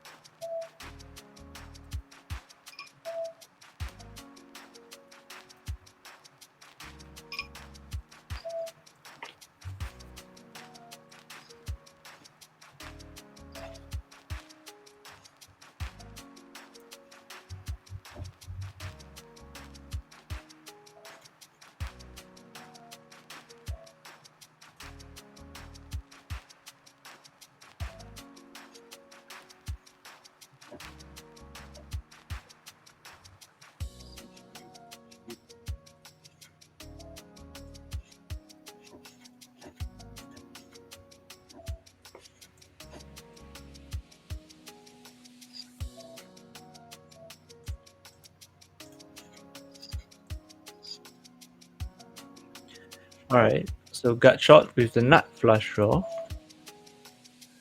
And he donks into us. I think we raise because we still have a lot of ace queens, aces, queens here. And if he raises again, we just call. Not sure if we want to be putting it all in on the flop.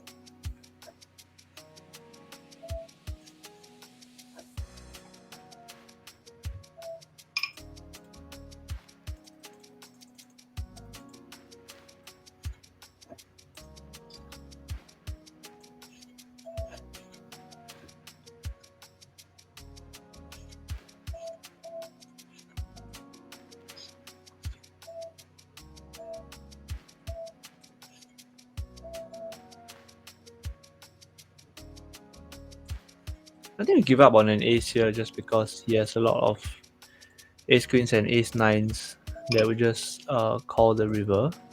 So unfortunate for us, but it's a give up. Oh, we just win with king high, I guess. Nicely done. Got lucky there. Now I'm thinking why I didn't jam the flop, but I still like my play against his actions, and I got pretty lucky to take it down there. Then he got crazy with the 5 deuce of clubs with the flush draw. If the clubs did get there, we would have got all of it in for sure. The way he was playing.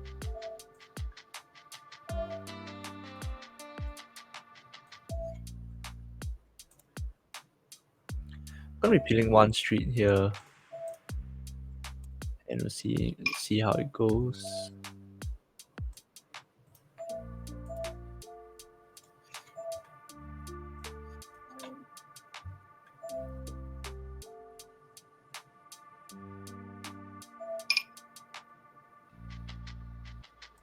No need to bluff here because I think he has a lot of ace highs that c-bet and miss.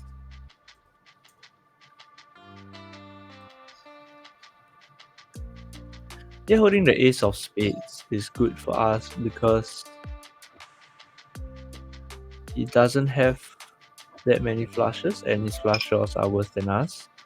And if he has a hand like king queen with the king of spades, we are ahead.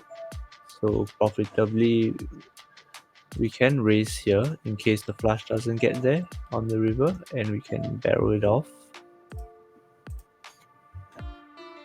Don't need to go too big.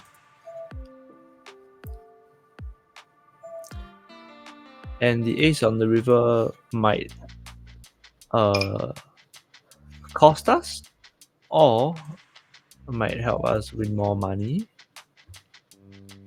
But I don't think we put any more into the pot. Actually, I think we do, because if he has a hand like King Queen, it makes it easier for him to hero. So I guess we go for about half his stack here, 1/3 of the pot. Alright.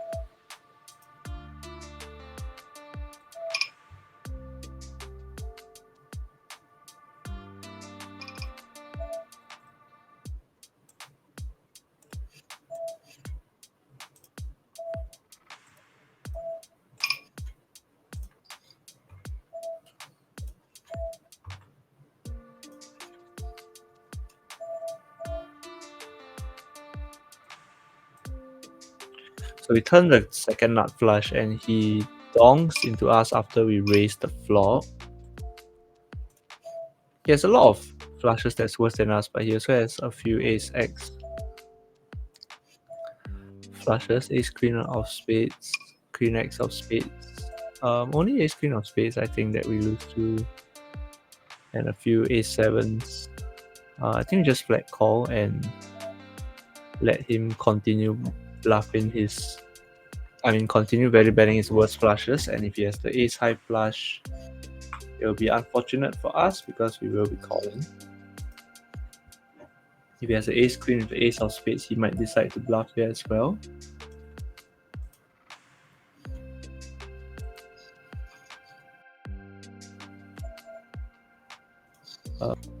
I guess that works. Ace 10 with the ace of spades. Nice try, buddy.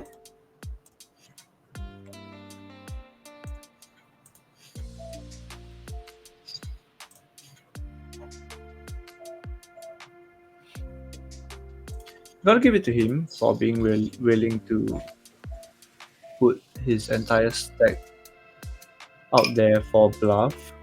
I respect that because it makes my job as a bluff catcher much easier compared to the other people playing the stakes where they play very face up and they just only have value all the time, but I still somehow end up paying them off, like the stubborn peach that I am.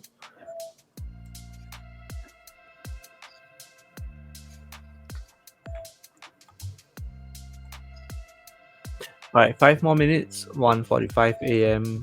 I will be ending the session.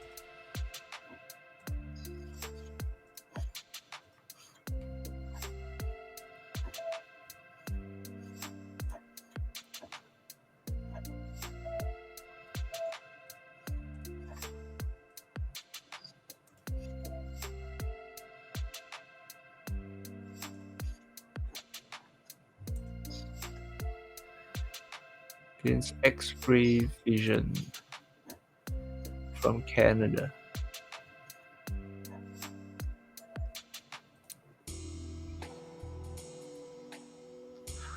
Alright, nice little pickup here as he value bet his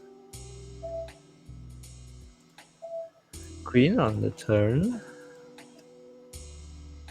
A bit weird having a call behind and a raise. Don't really think I like my hand as much anymore. I think we're doing fine against him, but against his raise, a little bit tough because he has a lot of 6-7s pair with straight draws that are ahead of me.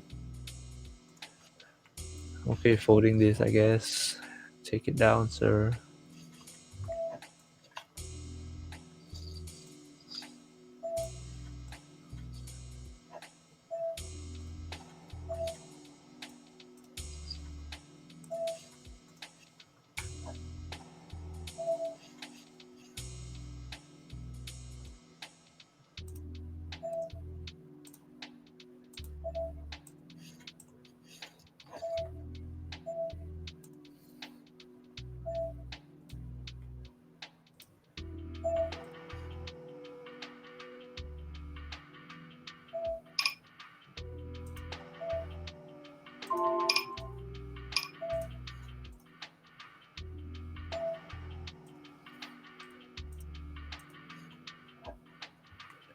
Yep, the one big blind bet never fails to get paid off by ace high.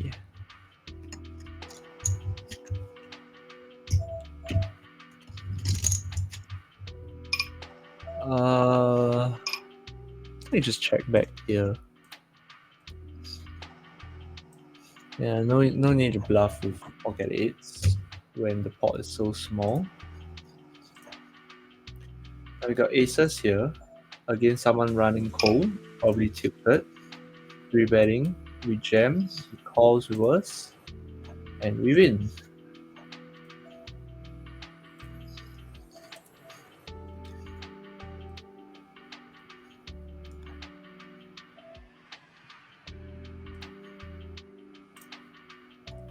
Maybe not.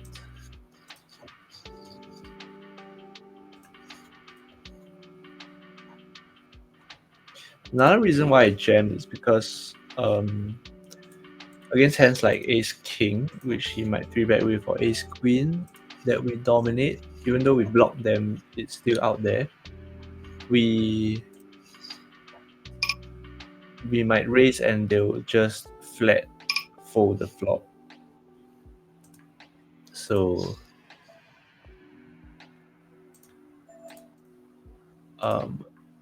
it's fine against maybe the more experienced players, but against recreationals, I think I rather just sometimes put it in pre when we 3-bet as a 4-bet, even though it seems pretty ridiculous. It gets a lot more calls from ace king than you might think.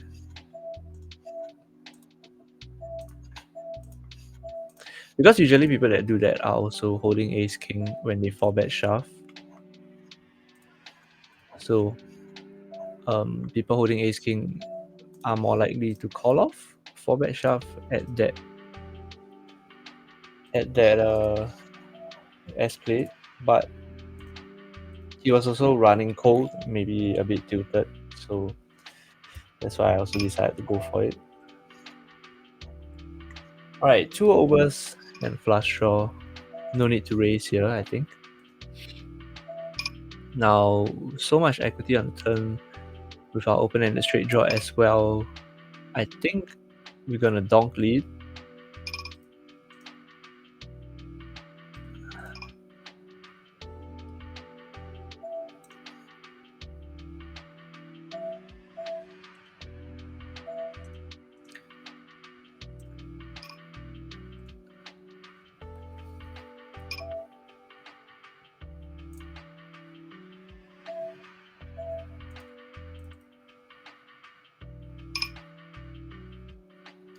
Question is, do we 3-bet it or do we flat?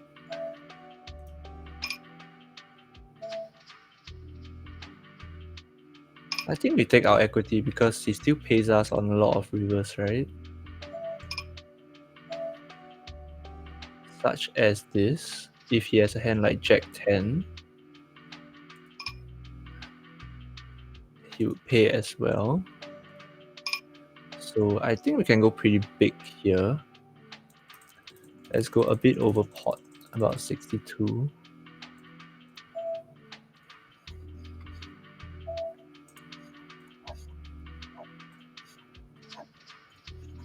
And he probably just had one pair, but we had to target hands with a 10, hands like sets and 2 pairs. because if we went, I mean, when he calls our 3-bet on the turn, there's not much else that he can have, right? Except flush draws, which wouldn't call bet anyway. So I guess we just go bigger and hope he pays. Which means he might have had worse flush draws than better flush draws than us, which would have been disastrous because we would have definitely paid it off.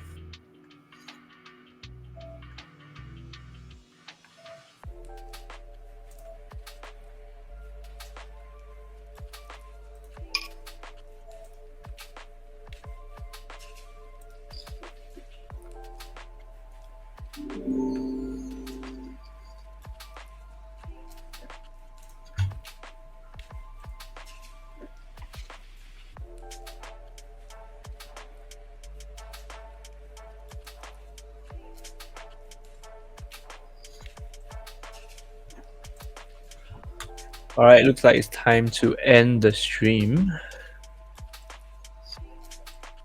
And let's see where we are in the Bankroll challenge. I think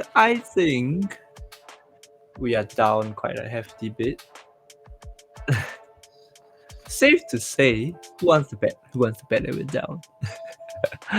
Unfortunate last hour of the session where we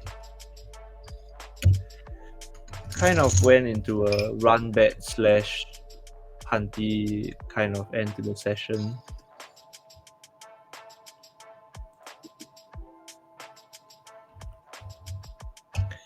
Didn't run the best, got cooler in a lot of spots, as well as having some spots where I probably could have not paid them off, but did anyway. And I don't think those plays are that bad, but the people that we were up against were sadly those who had it. Now, thinking about Hero calling this spot to end the session, why not, right? A lot of missed flush draws. Don't think he value bets 8s or 9s with pot.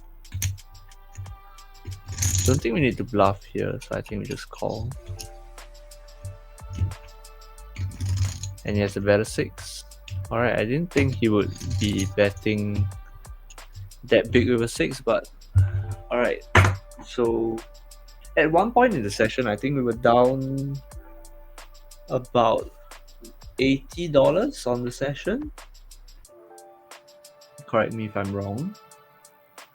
But let's see. So we started with 236 in the bankroll.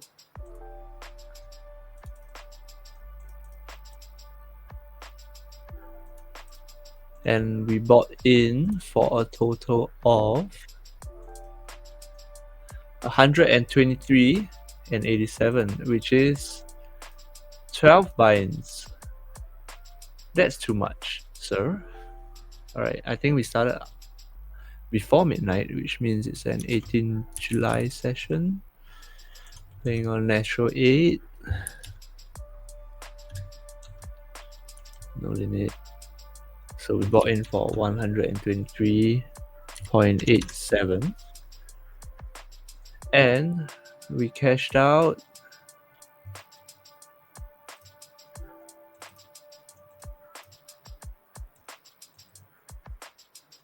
let's hope you did not lose too much. Alright, not bad. We're still above 200. So how much did we cash up? 6, 9, 87.81. Not too bad considering we did dip down quite a lot in our session. 87.81 for a total loss of $36.06. Could have been worse. Could have been way worse. Played for a total of 4 hours. 3 hour 46 minutes. So 4 hour session. playing 4 tables, which brings our net profit to 69 cents. So let's take a look at the Excel for a while. So as it was before this session, I was up about $36 and we lost $36, which brings us to net even on our bankroll. Pretty fitting since I'm restarting the challenge again and just started streaming. So I guess in the next stream slash video slash session, it'll be as if we are starting the bankroll from scratch, which is good and bad, I guess. Of course, would like to have ended on a winning session, but at least we are still up on the bankroll and can't complain after running pretty hot the first about 1.5 hours and running bad in the next like 2 hours. I guess it kind of evened out. And oh yeah, let's look at the rig back progress. So I'm currently on the bronze whale rig back program. Still a long way to go. So it's been 10 days and we have progressed not even maybe almost 20% of the rig back status. So I guess if we continue grinding, we might or might not be able to reach the redemption point in our in the GG Poker rig back system. And if we do hit 120 fish points, it would mean that we have paid $1,200 in rig, and we have a chance of getting 100% of the rig back, which would be massive. Hitting anything on this reward structure would be massive, I think. So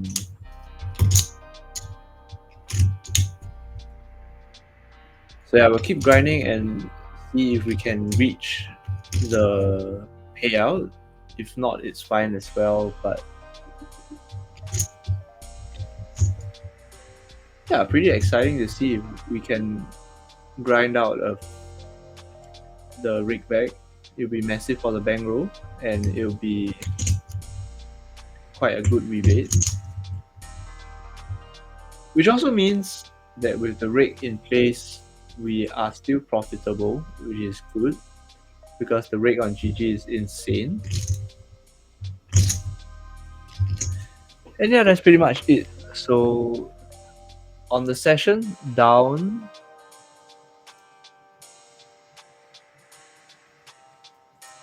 $36.06. Overall on the bankroll up 69 cents, which equates to 3 cents an hour as played. Total hours played 25 hours, 17 sessions.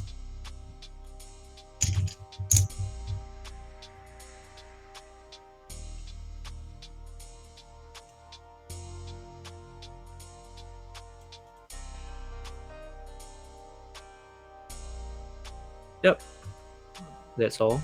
And see you in the next stream. Not sure if I'm pretty sure this viewer is still me. I don't think anyone else is watching, although there's someone that followed. Hope to see you in the next one.